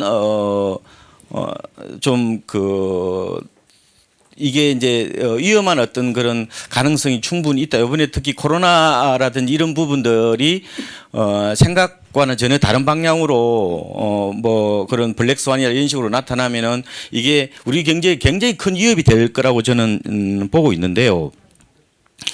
그래서 이제 이 부분을 어떻게 보면은 저는 대출 부분에 대해서는 조금은 적절하게 맞춰가는 게 맞지 않느냐 그런 생각을 좀 가지고 있어요. 왜냐하면은 우리가 글로벌 금융 위기 때 비교적 다른 나라에 비해서 빨리 그 위기를 극복했던 것도 DTI 도입이라든지 여러 가지 그런 금융 규제로 이 버블이 크게 이렇게 커지지 않았던 측면도 있는 거거든요. 근데 다만 이제 이걸 어디까지 그러면은 이게 일률적으로 이걸 규제할 거냐는 부분인데 약간 이제 뭐 굳이 본다면은 뭐 약간 상황에 따라서 좀 제한적으로 뭐 규제를 뭐 가령 뭐 좀 숨통을 터준다. 가령 뭐 집을 아예 처음으로 산다든지 하는 사람 뭐 일정 금액 이하 이런 부분에 대해서는 뭐 대출 규제를 조금 완화한다든지 할 수는 있겠지만 전체적으로 봤을 때는 우리가 어떤 개인의 이익을 욕망을 극대화하는 것보다 전체적인 어떤 우리 경제의 어떤 내실 있는 어떤 그런 측면이 중요할 것 같고 그래서 이 가계부채 문제는 사실상 이게 진짜 민감한 부분인데요. 저는 이 가계부채 문제를 일종의 이제 고혈압이나 당뇨병 같은 성인병 같다고 저는 보고 있거든요. 그러니까 평상시 때는 별로 문제가 없어요. 평상시 때 잘 관리하면 관계 없는데 이게 어떻게 보면은 뭐 날씨가 갑자기 추워진다든지 아니면은 뭐 진짜 힘든 일을 한다든지 이렇게 되면은 이게 안 좋은 상황까지 가는 경우처럼 어떤 위기 때 굉장히 이게 큰 어떤 그런 부메랑이 될 수가 있기 때문에 이 부분들은 좀 저는 잘 관리하는 게 무엇보다 좀 중요하지 않을까 이런 생각을 하고 있고요. 우리 신경 교수님은 말씀을 제가 전체적으로 잘 지적을 해주셔서 뭐 여기에 대해서는 특별하게 뭐 말씀을 드릴 건 없고 나중에 아마 따로 한번 또 말씀을 했으면 좋겠습니다. 예, 이상입니다. 우리 박 전문위원께서는 가계부채 문제 이거를 대출 규제도 적절하게 좀 필요한 거 아니냐 이런 말씀 주신 것 같고요. 이어서 송기균 대표 소장님 말씀 부탁드리겠습니다. 네. 오늘 주제 발표하신 내용에 대해서 저희 토론을 하려고 합니다. 그런데 그 전에 한 3가지 정도를 말씀을 먼저 드리겠습니다. 그러니까 제가 토론하기 위한 전제 같은 거죠. 첫 번째는 이 서울 집값 폭등 문제 이제 이야기를 오늘 하기 위해서 이 자리를 마련하신 거지 않습니까? 이 문제가 우리 사회가 해결해야 할 가장 시급하고도 중요한 과제다. 이렇게 말씀을 드리고 싶어요. 뭐 이건 뭐 누구도 이의를 제기하실 분이 없을 거라고 생각을 합니다. 예를 들면 이제 집값이 폭등을 하면 이런 경제적인 현상인데 이런 경제적인 현상은 집 없는 사람 주머니에서 돈을 빼서 이 집부자 주머니에 넣어주는 약탈적인 현상이란 말이죠. 언뜻 들으면 뭐 선동적이라고 생각할 수 있습니다만 자세히 따져보면 굉장히 정확한 표현입니다. 그런데 유감스럽게도 오늘 발제하신 분의 이야기를 쭉 50분 동안 듣고 있으면 서울 집값 상승하도록 해야 된다 이런 방향을 지향하시는 것 같아서 상당히 저로서는 유감스럽다. 그래서 토론에서 이제 저희 생각을 좀 조목조목 말씀드려보려고 합니다. 두 번째 말씀드릴 것은 서울 집값을 폭등시킨 것 시장 원리가 절대 아닙니다. 투기죠. 이게 우리 국민의 상식이라고 생각을 하고요. 많은 근거를 제시할 수 있습니다만 오늘 주제는 아니니까 한 문장만 언급을 하고 넘어가겠습니다. 세 번째는 그러면 이러한 서울 집값 폭등시킨 투기에 연료를 공급하고 불씨를 지핀 게 뭐냐? 저는 2가지라고 생각을 해요. 발표자가 여러 번 이야기하셨지만 초저금리죠. 초저금리로 풍부한 유동성이 있던 것. 또 하나 굉장히 중요한 것이 임대사업자에 대한 세금 특혜입니다. 제가 그 신문하고 인터넷 신문에 글을 좀 많이 쓰고 있는데 주로 임대사업자 세금 특혜에 대해 쓰고 있습니다. 근데 최근에 서울대 이준구 명예교수님께서 글을 올리셨는데 제 생각하고 완전히 일치하는 글이어서 한 2문장만 제가 읽어드리고 가려고 합니다. 이 임대사업자로 등록하기만 하면 세금 부담이 거의 제로다. 세금을 거의 안 내게 해주고 있다는 거예요. 우리나라 지금 정책이. 이런 상황에서 투기를 하지 않으면 그건 바보다라는 거예요. 정부가 임대사업자 세금 특혜를 주는 제도를 통해서 전 국민에게 투기하십시오라고 권유하고 있다는 거예요. 그래서 우리 이준구 교수님은 이 제도가 핵폭탄급 투기 조장책이다라고 아주 굉장히 단정적으로 말씀을 하시고 집값과의 전쟁에서 이제 뭐 대통령이 신년사에서 언급을 했었죠. 승리를 거둘 수 있는 유일한 방법은 암덩어리 같은 임대사업자 등록제를 폐지하는 것. 이것 말고 없다라고 단정적으로 이야기를 하십니다. 제가 3가지를 말씀드렸고 이걸 토대로 해서 오늘 그 주제 발표하신 내용에 대해서 저희 그 토론을 하겠습니다. 첫 번째가 말씀하신 것이 서울 아파트 가격이 얼마나 상승했느냐라는 그래프를 보여주셨어요. 이 문재인 정부 들어 서울 아파트 가격이 13.83% 상승했고 강남은 28.48% 상승했다. 별로 많이 오른 거 아니다라는 말씀을 하셨는데 이 시청자들이 이것 수치를 믿을 사람이 아마 아무도 없을 겁니다. 왜냐하면 이게 팩트가 아닌 거잖아요. 공식적으로 발표하는 기관이 한국감정원이고 서울 아파트 실거래가 지수를 매달 발표를 해요. 그래서 문재인 정부 들어서 얼마 올랐냐면 40.8% 상승을 했어요. 그리고 한국감정원의 또 다른 지표인 평균 매매 가격을 보면 문재인 정부 들어서 54.5% 폭등했습니다. 그리고 이제 얼마 전에 PD수첩 방영한 데서 제가 자료를 받아봤는데 이 장하성 초대 정책실장이 강남 아파트 가지고 있죠. 문재인 정부 들어서 110% 폭등했습니다. 김수현 씨는 과천인데 122% 폭등했고 현 그 정책실장 김상조 실장은 53% 폭등했어요. 이 세 개가 강남 아파트의 벤치마크라고 할 수는 없지만 세계 평균이 95%입니다. 강남 아파트는 거의 2배 올랐다. 이게 우리 모든 사람이 생각하고 있는 거고 실제로 데이터가 이렇게 맞다는 것을 보여주고 있다라는 겁니다. 그래서 엄청나게 폭등했다. 많은 사람에게 고통을 안기고 있고 우리 사회가 시급하게 해결해야 될 가장 중요한 과제다라는 말씀입니다. 두 번째 이제 보유세하고 양도세 강화 정책에 대한 굉장히 비판적인 말씀을 해주셨습니다. 2017년 8.2 종합대책에서 양도세 중과를 했어요. 그런데 서울 집값은 그 이후에 더 크게 상승을 했습니다. 8.2 대책이 실패한 거예요. 양도세 중과가 먹히지 않았는데 그 이유가 뭐냐면 임대사업자에게 세금 특혜를 주는 거예요. 그러니까 앞에서는 양도세 중과한다고 했는데 임대사업자 등록하면 양도세 70% 감면해 주거나 전액 감면해 줍니다. 우리나라에 150만 채 임대주택이 있죠. 양도세 거의 안 내는 거예요. 9.13 대책에서 종부세를 강화를 했잖아요. 근데 그 이후에 집값이 크게 이 종부세 영향을 받지 않았는데 역시 마찬가지예요.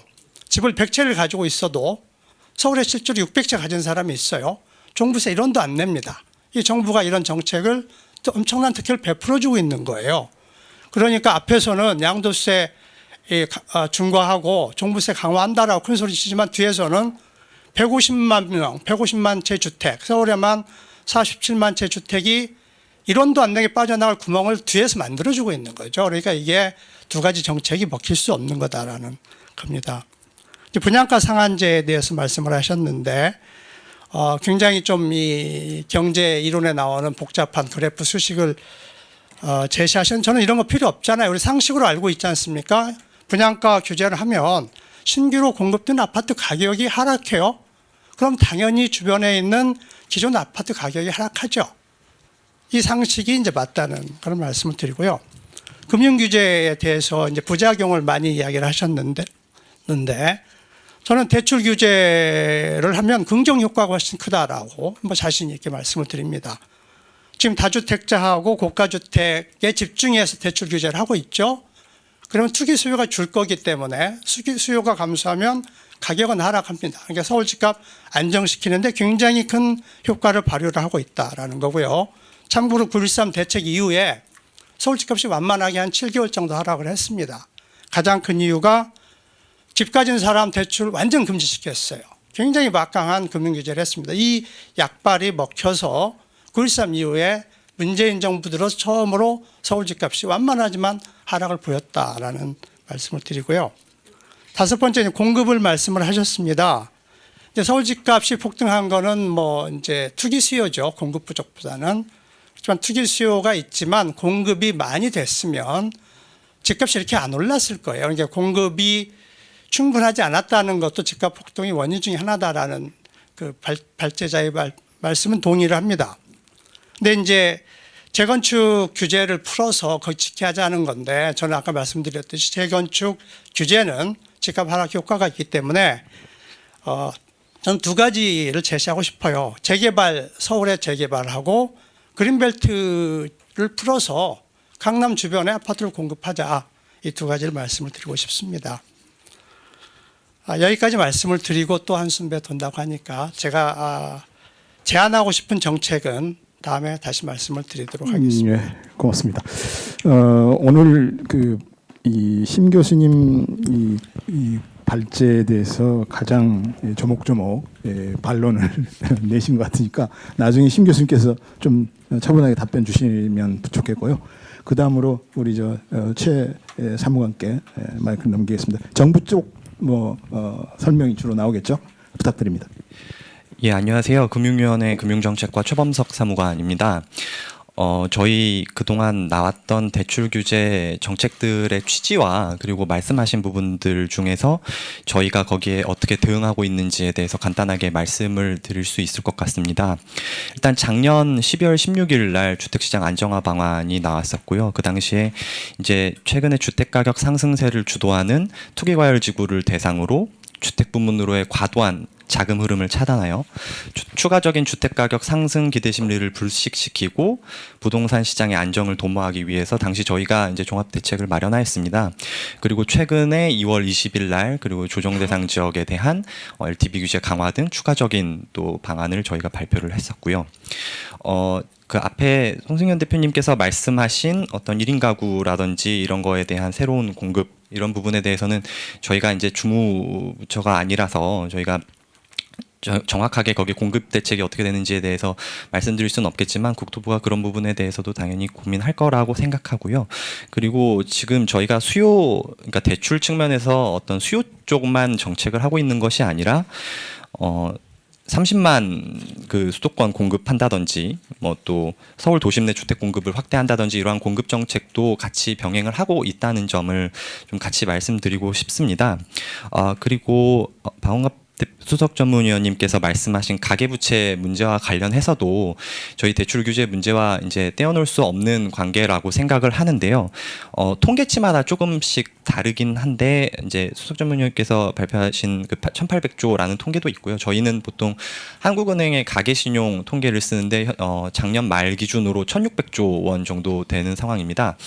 뭐 규모가 크긴 하지만 그 증가율은 많이 감소세를 보이고 있습니다. 18년 말에 증가율이 5.9%였는데 19년 말에는 4.1%까지 감소를 한 상황입니다. 물론 이제 그 말씀하신 대로 경제 규모 대비 그 가계부채의 규모가 상대적으로 큰 편이긴 하지만 저희가 그동안 발표했던 대출 규제라든지 그 밖에 가계부채 관리 방안 등을 통해서 관리를 하고 있다는 점을 또 말씀을 드리고요. 그런 측면에서 이제 뭐 LTV 규제라는 게 또 개별 금융회사의 건전성 관리뿐만이 아니라 어떤 금융시장 전체의 거시 건전성 관리 차원에서도 어떤 주택 부문으로의 과도한 자금 흐름을 개선한다는 차원에서 저희가 하고 있다는 점을 또 같이 설명을 드리고 싶습니다. 그리고 성기균 소장님께서 발표하신 내용 중에 저희가 다른 부분에 대해서는 정확하게 답변을 드리기 어려운데 임대사업자에 대해서는 저희가 작년 10월 1일에 이제 대출 규제 보완 방안을 발표를 하면서 주택 임대업자, 주택 매매업자에 대해서도 대출 규제를 일관되게 그동안 적용되지 않았던 대출 규제를 일관되게 적용하는 방안을 발표한 바 있습니다. 그 외에도 저희가 또 여러 가지 주택 시장이라든지 대출 여건이라든지 그런 상황들을 종합적으로 모니터링하면서 필요한 조치를 취해서 좀 그런 우려하시는 상황들이 발생하지 않도록 적극적으로 당국에서 노력하도록 하겠습니다. 패널 분들께서 시간을 짧게 해주셔서 제가 운영하는데 굉장히 도움이 많이 됩니다. 그러면은 이 송기균 그 소장님께서 주로 질문하셨던 부분에 대해서 우리 신 교수님 조금 답변 좀 해주시죠. 예, 제가 먼저 전제 조건 세 가지 말씀하시는데 제가 상승을 뭐 부추긴다 그건 아니고요. 저도 상승이 멈췄으면 좋겠습니다. 멈추고 집값이 좀 장기적 안정적으로 가면 좋겠는데 이렇게 폭등하는 걸 보고 그러면 어떻게 해야지 장기적으로 안정적으로 되겠는가? 물론 이제 그 우리 송 소장님께서는 뭐 세금이라든가 뭐 이런 걸 더 하고 그다음 뭐 하면 좋다라고 하시는데 그것들이 뭐 지난 역사 한 100년간에 나타난 결과를 보게 되면 참담합니다. 실제 그게 그럴 것 같은데요. 분양가 상한제만 말씀드리겠습니다. 분양가 상한제만 해도 최근에 로또라는 게 왜 나왔습니까? 주변 가격을 낮췄으면은 시세가 5억, 10억, 거의 20억에 육박하는 시세 차익도 나옵니다. 분명히 싸게 했으면은 더 값이 주변이 떨어져야 되는데 주변 시세에 따라붙는 현상이 나타나고 있는데도 분양가 상한제는 효과가 있다. 그래서 그게 그리고 장기적으로 더 올린다는 거는 뭐 경제학 교과서에 나올 정도로 아주 그 사실이라 가지고 그건 한번 다시 고민해 볼 필요가 있다. 그리고 제가 지금 말씀드린 거는 상승을 용인하는 게 아니고 어떻게 하면은 전공법으로 하락을 시킬 것인가. 그리고 선진국들에서 하는 정책은 무엇인가. 적어도 고민은 해야 되는 게 아니냐. 우리 같은 정책을 선진국에서 거의 안 펴고 있는데 우리만 펴서 집값을 낮추는 것도 뭐 가능은 하겠지만은 다른 쪽은 왜 안 하는지 어떤 논리적 정책적인 프로세스가 있는지를 고민할 필요가 있다라는 차원에서 제가 말씀드렸고요. 그리고 팩트가 아니다라고 말씀하셨는데 물론 저는 지수를 사용했기 때문에 팩트가 다릅니다. 지금 이제 평균 매매 가격이 50% 폭등했다라고 하시는데 그럼 그쪽 팩트에 따르면은 그 작년 말 9억에서 평균 매매 가격이 올해 6억으로 떨어지니까 30% 폭락했다라는 논리도 똑같이 성립합니다. 그래서 이제 평균 매매 가격이라는 거는 그런 지수를 볼 때 보는 거고, 그리고 강남 아파트 가격이 지금 이제 2배 올랐다라고 하시는데 몇몇 단지는 2배 올랐습니다.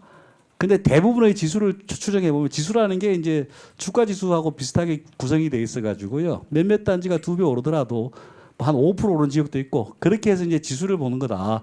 그래서 이제 뭐 팩트가 다르다는 건 아니고 제가 분명히 말씀드렸습니다. 저는 KB 부동산 지수 우리나라에서 지수를 제일 처음 만들었고 지금까지 가장 오랫동안 운용하고 있는 그 지수를 사용했음을 말씀드립니다. 그래서 뭐 팩트가 아니다라는 것은 좀 오해의 소지가 있는 것 같습니다. 그리고 임대사업자 특례가 폭등을 유발했다는 것들도 뭐 충분히 그럴 수 있습니다. 근데 이제 임대사업자에 대한 연구 결과들도 상당히 축적되어 있습니다. 그 사람들에 대한 혜택을 줄이면은 중장기적으로 서민들이 임대가 폭등으로 해서 더 힘들어진다. 아니면은 임대료 규제일 때는 슬럼으로 만든다. 그것들이 뭐 거의 교과서적 사실로 되어 있습니다.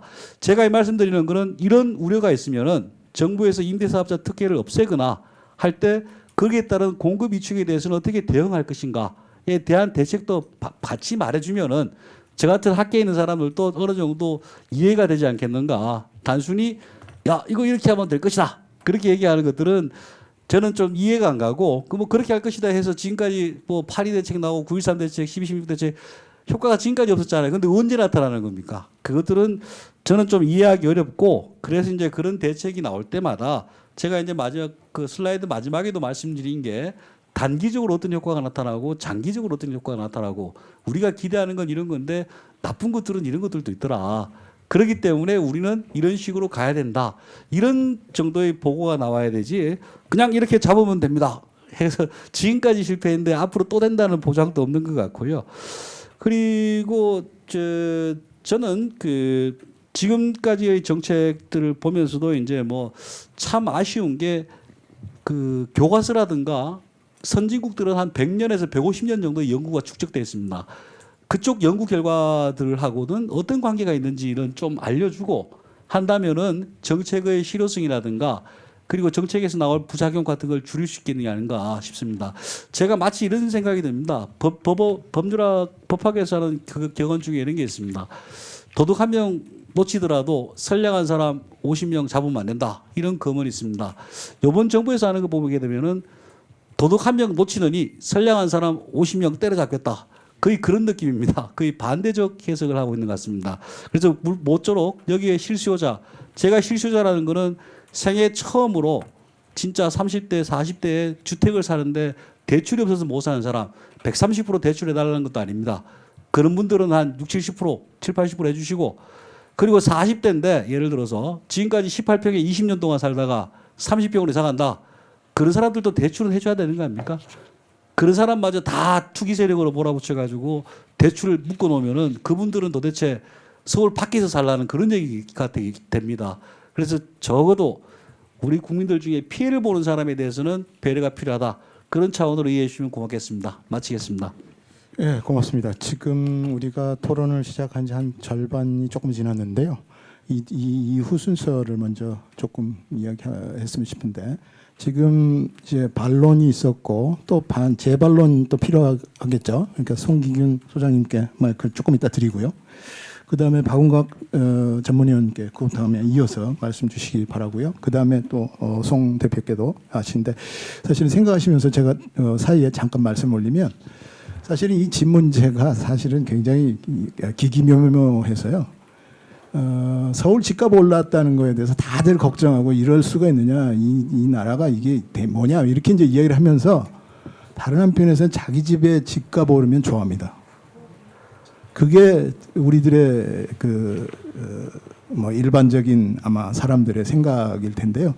그게 아마 이 공공성 부분하고 개인의 이익 이런 부분하고의 이제 서로 생각이 다른 거죠.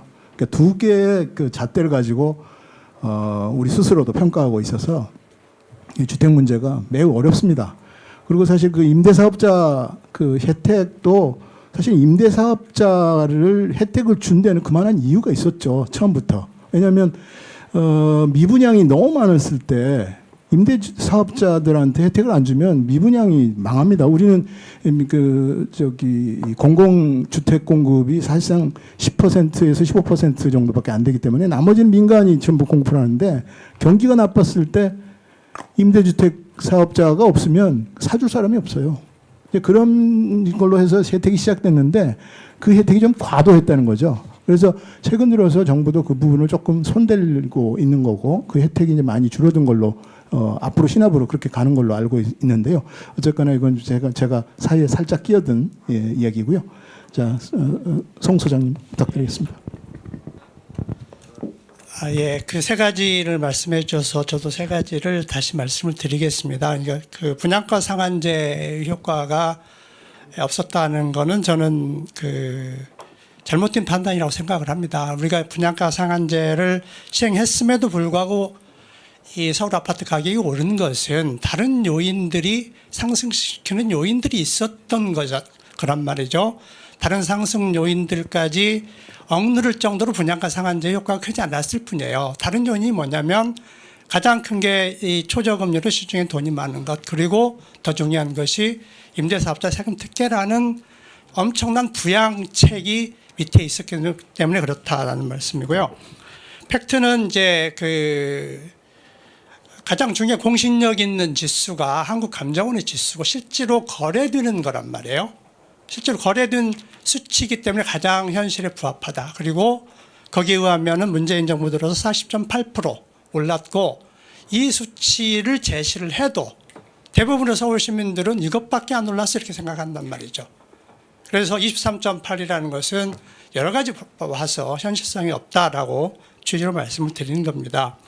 이제 핵심이 임대사업자 세금 특혜인데 우리 그 발제하신 심 교수님이 이거 없애면 서민 더 힘들어진다. 왜냐하면 임대주택이 줄어든다. 이거 말이 안 맞는 말이잖아요. 왜냐하면 임대사업자가 기존에 있는 주택을 사가지고 한 거예요. 소유주가 임대사업자 아닌 사람이 가지고 있는 주택이 임대사업자로 넘어간 거지 없던 집이 하나 늘어난 게 아니에요. 세금 특혜를 없애면 임대사업자가 집을 팔겠죠? 팔면 집값이 하락해요. 주택수가 줄어드나요? 아니죠. 제가 사면 집은 그대로 있단 말이에요. 그러니까 임대사업자에 혜택을 줘서 서울에 47만 채를 엄청난 세금 혜택, 세금 거의 안 내게 해주고 있는데 주택이 한 채도 늘어난 거 아니에요. 공급이 그대로 있어요. 그러니까 임대사업자 세금 혜택으로 국토부에서 임차인의 주거 안정이다. 이건 생 거짓말을 하고 있는 겁니다. 그런데 이제 우리 그 좌장님께서 아까 이야기했듯이 이유가 있다. 처음엔 이유가 있었죠. 미분양 아파트 같은 경우에. 그거는 신규로 공급하는 거잖아요. 거기에 혜택을 주는 의미가 있죠. 주택수가 늘어나니까. 근데 문재인 정부 들어올 때는 이미 박근혜 정부 2014년 8월 추경환 씨 때부터 빚내서 집 사라 정책하면서 집값이 본격 상승을 했잖아요. 그러니까 이미 이 투기에 불이 붙어 있었어요. 그러니까 문재인 정부 들어오면 당장 이거 없앴어야 되는데 투기에 불이 붙어서 타고 있는데 이걸 살려두니까 확 집값이 폭등을 한 겁니다. 그러니까 시기적으로도 맞지도 않고 특히 이 초기의 건설에서 주택을 새롭게 공급하는 데는 몇 개 혜택을 줄 필요가 있지만 기존에 있는 집 다른 사람 거를 자기가 사서 매입을 해서 혜택 주는 것은 임차인 주거 안정에 전혀 효과가 없다 이런 말씀을 드리겠습니다. 박자문 의원 부탁드립니다. 아니, 두 분이 싸우시는데 제가 뭐 중간에 끼어 들어가서 요것도 볼 필요는 없고요. 근데 이제 그 시청자분들의 어떤 그 이해력 좀 정진 차원에서 제가 한 말씀 좀 드리고 싶은 거는 이게 이제 그 우리가 통계를 낼 때 이 프라이스하고 인덱스는 좀 달라요. 그러니까 가격하고 가격 지수는 좀 다른데 가격은 약간 랜드마크 위주로 우리가 언론을 통해서 많이 듣죠. 뭐 대치동에 뭐 잠실에 뭐 압구정 아파트가 얼마 올랐다더라. 그렇게 해서 이제 그럼 모든 집값이 이제 그렇게 오른 것으로 생각하기 쉬운데 그거는 일종의 착시일 수 있어요. 왜냐하면은 그 중에서 뭐 100가구 나홀로 아파트짜리는 거의 안 올랐거든요.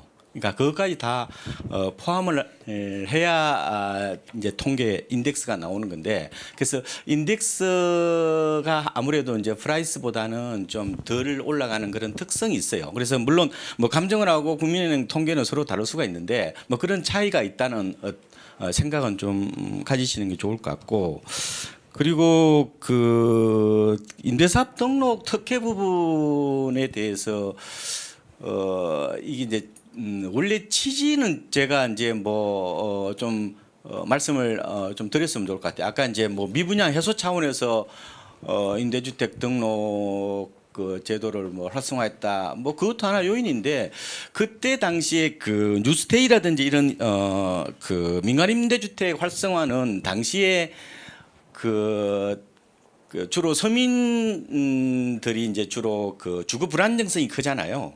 전세는 기본적으로 사금융이기 때문에 굉장히 롤러코스터처럼 이렇게 급등락을 하는 경향이 있어요. 그래서 그러면은 서민들에게 저 무주택 그 세입자들한테 어떤 그 주거의 안전망을 좀 씌울 수 있는 방법이 뭐냐. 그래서 그러면은 8년짜리 장기 임대주택을 도입을 하자. 그러면은 서민이 그러면은 뭐 한 번 올릴 때마다 5%잖아요. 뭐 장기간 안심하고 거주할 수 있는 어떤 그런 어떤 제도를 만들자. 왜냐 우리가 공공임대주택이 턱없이 부족한 상황이거든요. 지금 우리나라의 공공임대주택이 많이 늘었어요. 그 사이에 한 7.3% 정도가 되는데 OECD 평균이 8%입니다.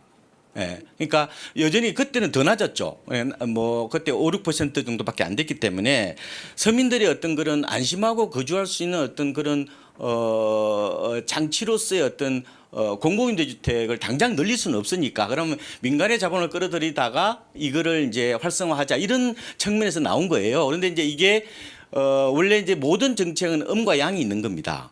그래서 그런데 이제 원래 출발할 때는 양의 측면이 더 높았는데 이게 이제 저금리하고 여러 가지 집값이 올라가면서 이게 결과적으로 임대주택 이 등록 제도가 불쏘시개로 되어버린 이른바 부정적인 측면이 더 부각돼 버리는 그런 게 있단 말이에요. 그래서 지금은 이제 임대주택 등록이 혜택이 뭐 거의 엄청나게 많이 없어졌죠. 뭐 지금 조정 대상 지역에서는 뭐 종부세라든지 이런 혜택도 많이 없어졌고 또 서울에서도 지금 그거를 양도세 혜택을 받으려면은 기본적으로 기준시가 6억에다가 뭐 8호 제곱미터 이하에다 그 복잡해요. 그러니까 그런 여러 가지 제도들이 많이 지금 그 이른바 투기적 수단으로 이용되는 그 루트를 많이 차단했어요. 지금은. 차단했기 때문에 그런 부분들은 부작용들은 많이 줄였다. 다만 원래의 그 의도했던 서민들이 과연 이 전셋값 걱정 안 하고 장기간 내가 안심하고 거주할 어떤 그런 제도. 그러면 만약에 민간을 이렇게 규제를 한다면은 그러면은 결국은 이제 공공이 나서서 우리가 빨리 그러면 공공임대주택을 늘려야 된다. 적어도 우리가 10% 이상 늘려야 된다. 그런 과제를 지금 던진다. 이렇게도 볼 수가 있는 겁니다. 어쨌든 너무 결과만 가지고 모든 걸 판단하지 말고 왜 당시에 그런 일이 생겼을까라는 부분에 대해서 한번 생각해 보는 것도 좋을 것 같아요. 예. 저는 이거는 참고로 말씀드렸습니다. 고맙습니다. 우리 송 대표 말씀 주시죠. 저는 항상 그 토론을 보거나 그 언론들 보면은 투기꾼 프레임은 사실 좀 굉장히 촌스러운 지금 굉장히 촌스럽습니다. 그게 뭐 한 10년, 20년 전. 그러니까 그 프레임을 씌우면은 조금 더 뭔가 좀 정의로워 보이고 부동산 시장을 올바르게 잡으려고 하는 그런 모습을 가질 수 있기 때문에 그런 프레임을 씌우는 거 아닌가라는 생각도 합니다. 그래서 좀 그런 뭐 실수요자를 위한 뭐 다주택자, 투기꾼이란 이런 그 틀을 벗어나야지만이 부동산 정책이 좀 조금 더 앞서 나갈 수 있을 것 같고 또 해답을 찾을 수 있지 않을까라는 생각을 해요. 그래서 앞으로는 새해에는 또 좀 이런 부분들을 한번 걷어내고 부동산 시장을 모든 국민이 또 지적하시는 분들이나 아니면은 정책을 마련하시는 분들도 한번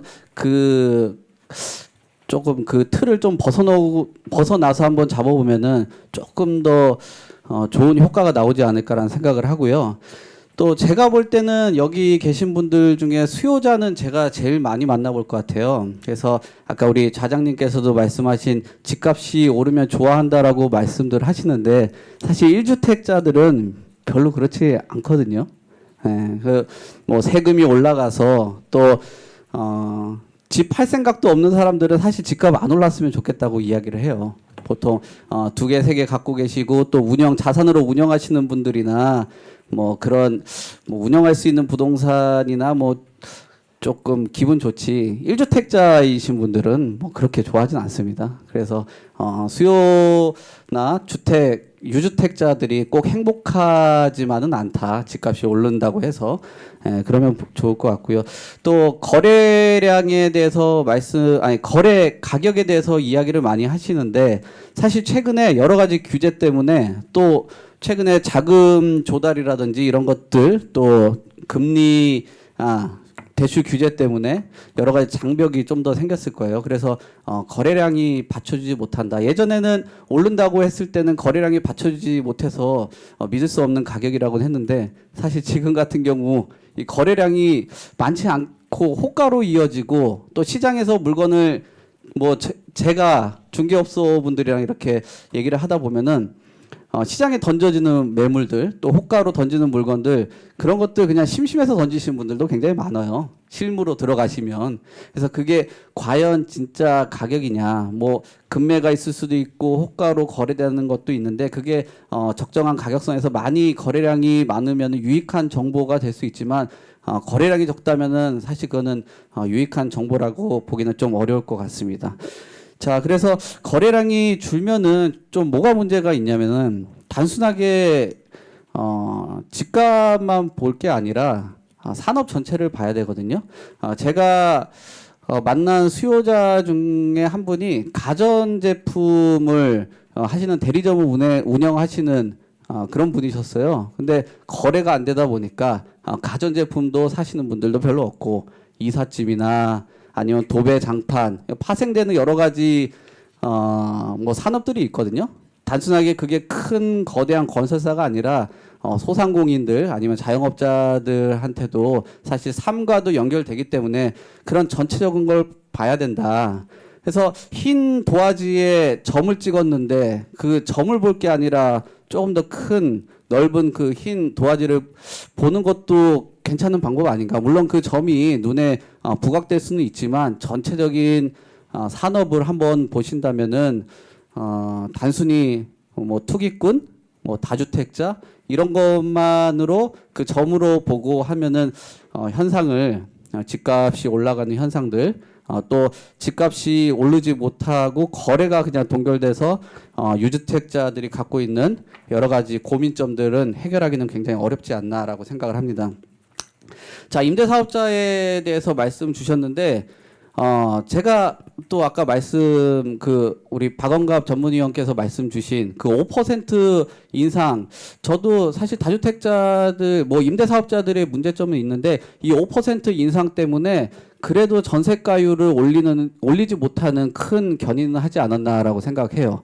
예전에 임대사업자를 안 했으면 아마 전세 대란으로 정말 이뤄졌을 수도 있을 겁니다. 근데 임대사업자가 등록을 하면서 맘대로 전세가를 과거처럼 그렇게 올리지 못하고 있어요. 5% 정도의 상한을 갖고 시장에 참여를 하기 때문에 예상했던 전세가 폭등 또 뭐 역전세 뭐 이런 것들은 생각하고 우려했던 것보다는 조금 적게 나오지 않고 있어요.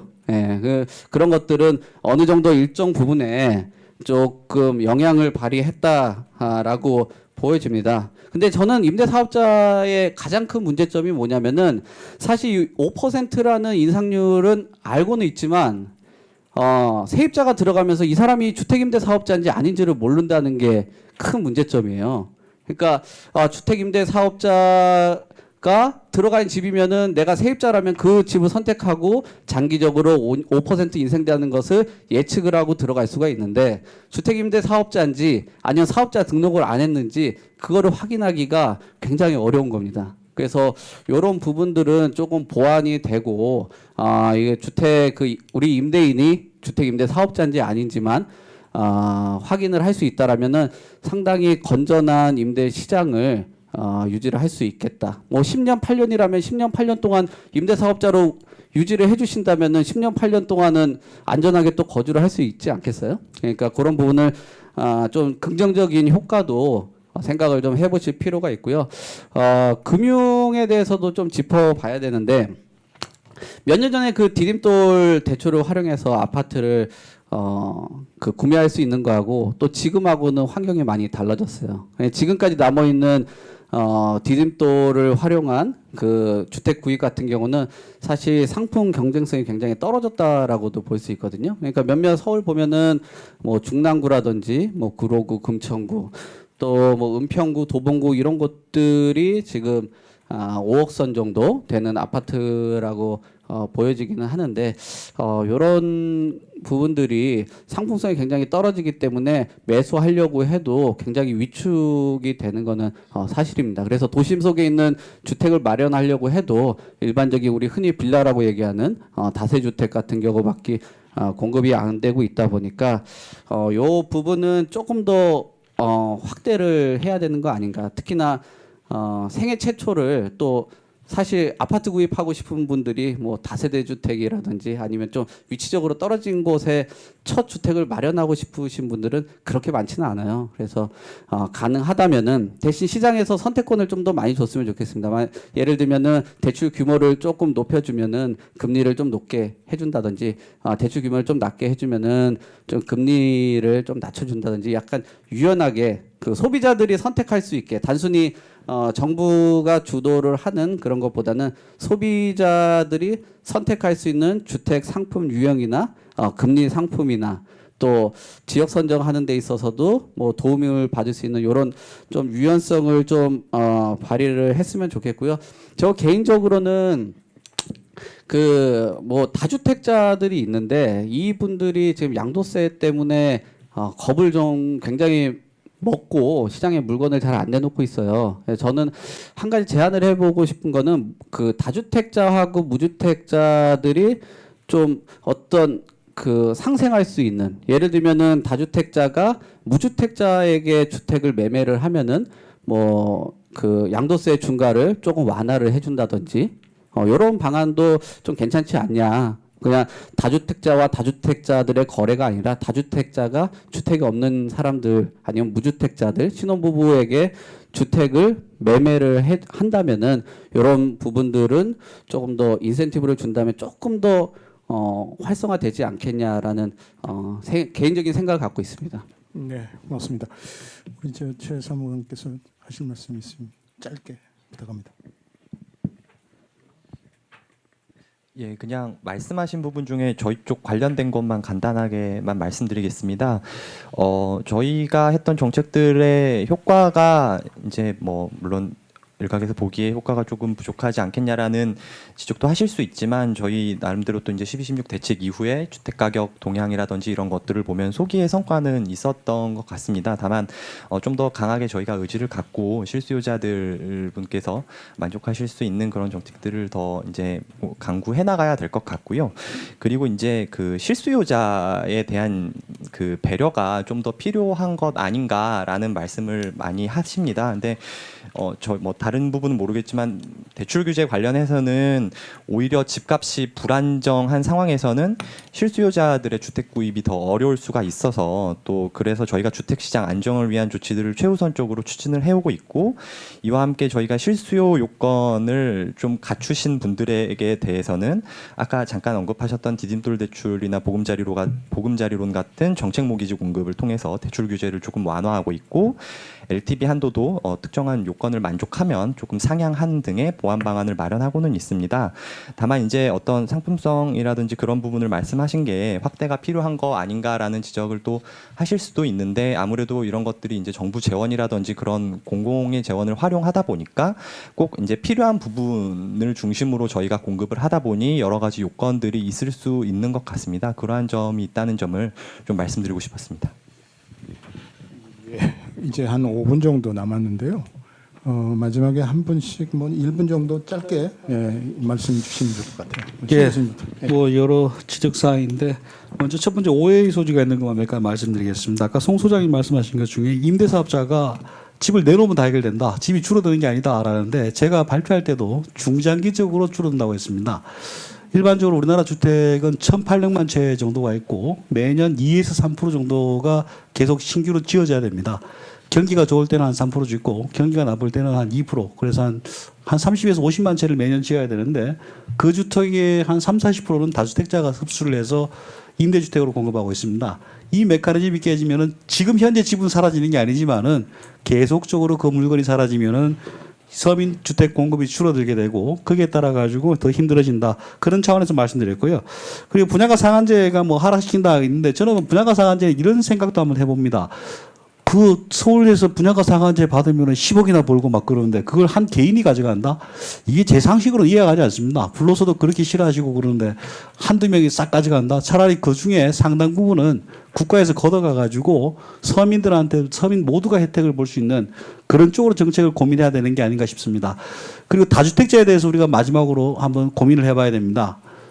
몇 년 전에, 좀 오래됐습니다. 10년 전에 연구 결과를 보게 되면은 누가 투기꾼이냐, 다주택자냐, 뭐 이런 얘기가 있습니다.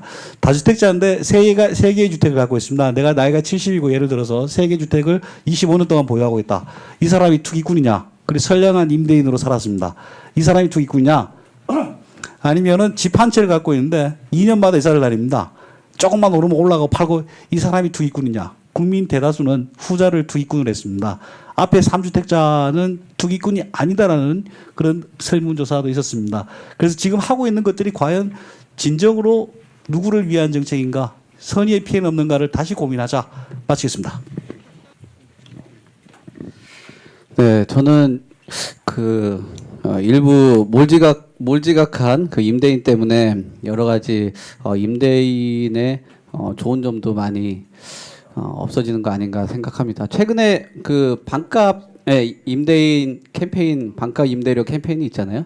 그만큼 최근에 그 임대인도 그 일반적인 그 세입자하고 상생을 잘 하려고 합니다. 그런 부분도 좀 부각해서 부동산을 바라봐 줬으면 좋겠고요. 또 주택 공급이 참 걱정이 많이 되니까 뭐 앞으로는 향후에 주택 기부 문화 뭐 이런 것들도 생각을 해보면은 참 재밌는 아이디어가 아닌가 그렇게 생각을 합니다. 또 박 자문위원 하실 말씀 있으면 짧게 30초 정도 드리겠습니다. 저는 시장이 좀 과거에 비해서 좀 많이 달라진 것 같아요. 그러니까 시장이 이제 IQ가 굉장히 높아졌어요. 그러니까 IQ가 개인이 한 106 정도 되면 우리나라 평균이 IQ가 3만 정도 돼서 시장은 이게 과거처럼 정보를 수동적으로 받아들이는 게 아니라 일종의 그 정보를 해석하고 또 그 스스로 대응 논리를 만들어내고 일종의 이제 복잡 적응계라고 이제 얘기를 하는데요. 이 복잡 적응계가 일종의 상호작용을 통해서 어떻게 보면은 어떻게 그 대처 방안이나 여러 가지 그걸 방법을 찾아내는 어떤 그런 특성이거든요. 그래서 그리고 또 하나는 그 지금 포노사피엔스라고 얘기를 하잖아요. 그러니까 스마트폰이 신체의 일부가 되는 어떤 그런 시대. 그래서 정보 전달 속도가 과거에 비해서 많이 빨라졌어요. 그래서 손흥민 선수를 모바일 스트라이크라고 얘기를 하는데, 그러니까 이제 기동력이 있는 공격수라는 거죠. 뭐 시속 한 34km 정도를 뛰는데, 그래서 우리가 이제 정책을 펼 때도 조금은 이런 달라진 어떤 그런 세태, 정보화에 맞춰서 조금 기민하게 움직여야 되는 측면들은 좀 있는 것 같다. 그래서 물론 정책이 선제적으로 하기는 굉장히 어렵습니다. 그런데 어떤 현상과 정책 간의 시차를 좀 많이 줄이는 노력들도 이번에 좀 해볼 필요가 있지 않느냐, 저는 이런 생각을 해보고 있습니다. 고맙습니다. 송 소장님.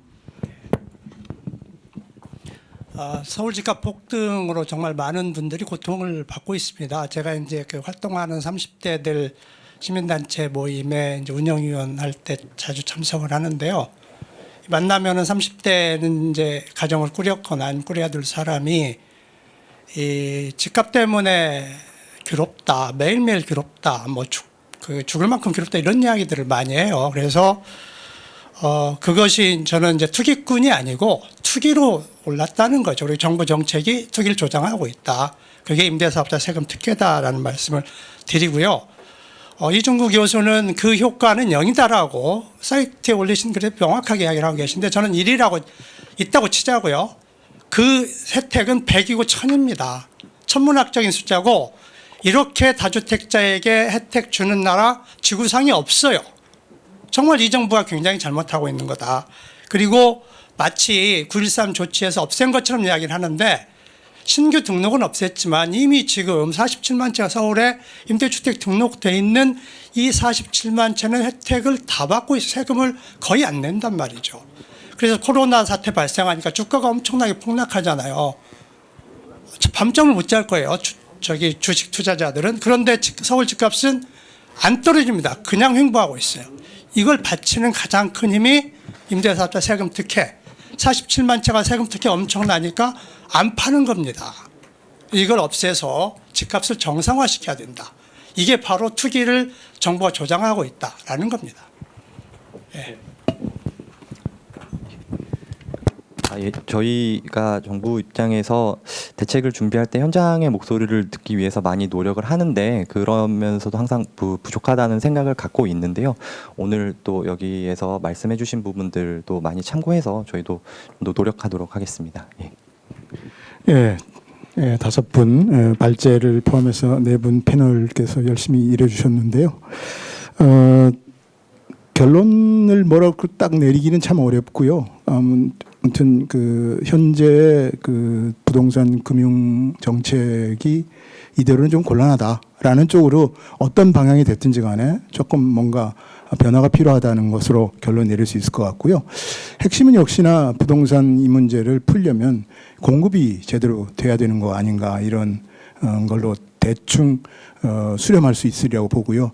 이와 관련해서 저도 한마디 보태면 예컨대 지금 용산에 있는 미군 기지를 지금 공원화한다고 하는데 저는 사실 그 공원화하는 거에 대해서 굉장히 좀 의아스럽게 생각하는 부분이 있습니다. 왜냐하면 거기를 공원을 만들면 그 주변 지역 집값 오릅니다. 부동산이라고 하는 것이 그 집값 상승 요인이 뭐 수급 관계도 있지만 소위 번들이라고 해서 여러 가지 뭐 역세권이니 뭐 환경권이니 뭐 상권이니 이런 거와 관계가 있어서 지금 특히 문제가 되고 있는 그 공원이 바로 옆에 있다는 것은 자연스럽게 그 주변 지역을 억지로 그 값을 띄워 올리는 그런 게 될 가능성이 매우 높다고 생각이 돼서 그렇다면 그 한가운데다가 적어도 공원으로 만들다는 것 자체는 진행이 하더라도 한가운데다가 청년들을 위한 무주택자 청년들을 위한 뭐 임대주택을 상당 부분 만든다거나 이런 식으로 해서 그 거기서 나타나는 외부 효과의 이익을 여럿이 함께 나눠 가질 수 있는 그런 방안이 필요하지 않을까 이런 생각을 들면서요. 1시간 동안 토론을 임해 주신 여러 선생님들 고맙습니다. 이것으로 마치겠습니다.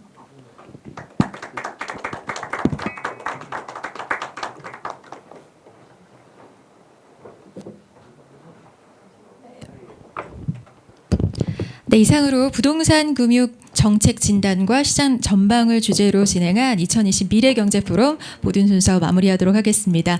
오늘 발제와 토론에 함께 하셔서 오늘 포럼 굉장히 깊이 있는 내용으로 채워주신 우리 또 패널 분들께 다시 한번 큰 박수 보내주시기 바랍니다. 고맙습니다. 자, 아울러 유튜브 채널을 통해서 끝까지 이렇게 시청해주신 모든 시청자분들께 다시 한번 감사 말씀드리면서 오늘 2020 미래경제포럼 모두 마치도록 하겠습니다. 고맙습니다.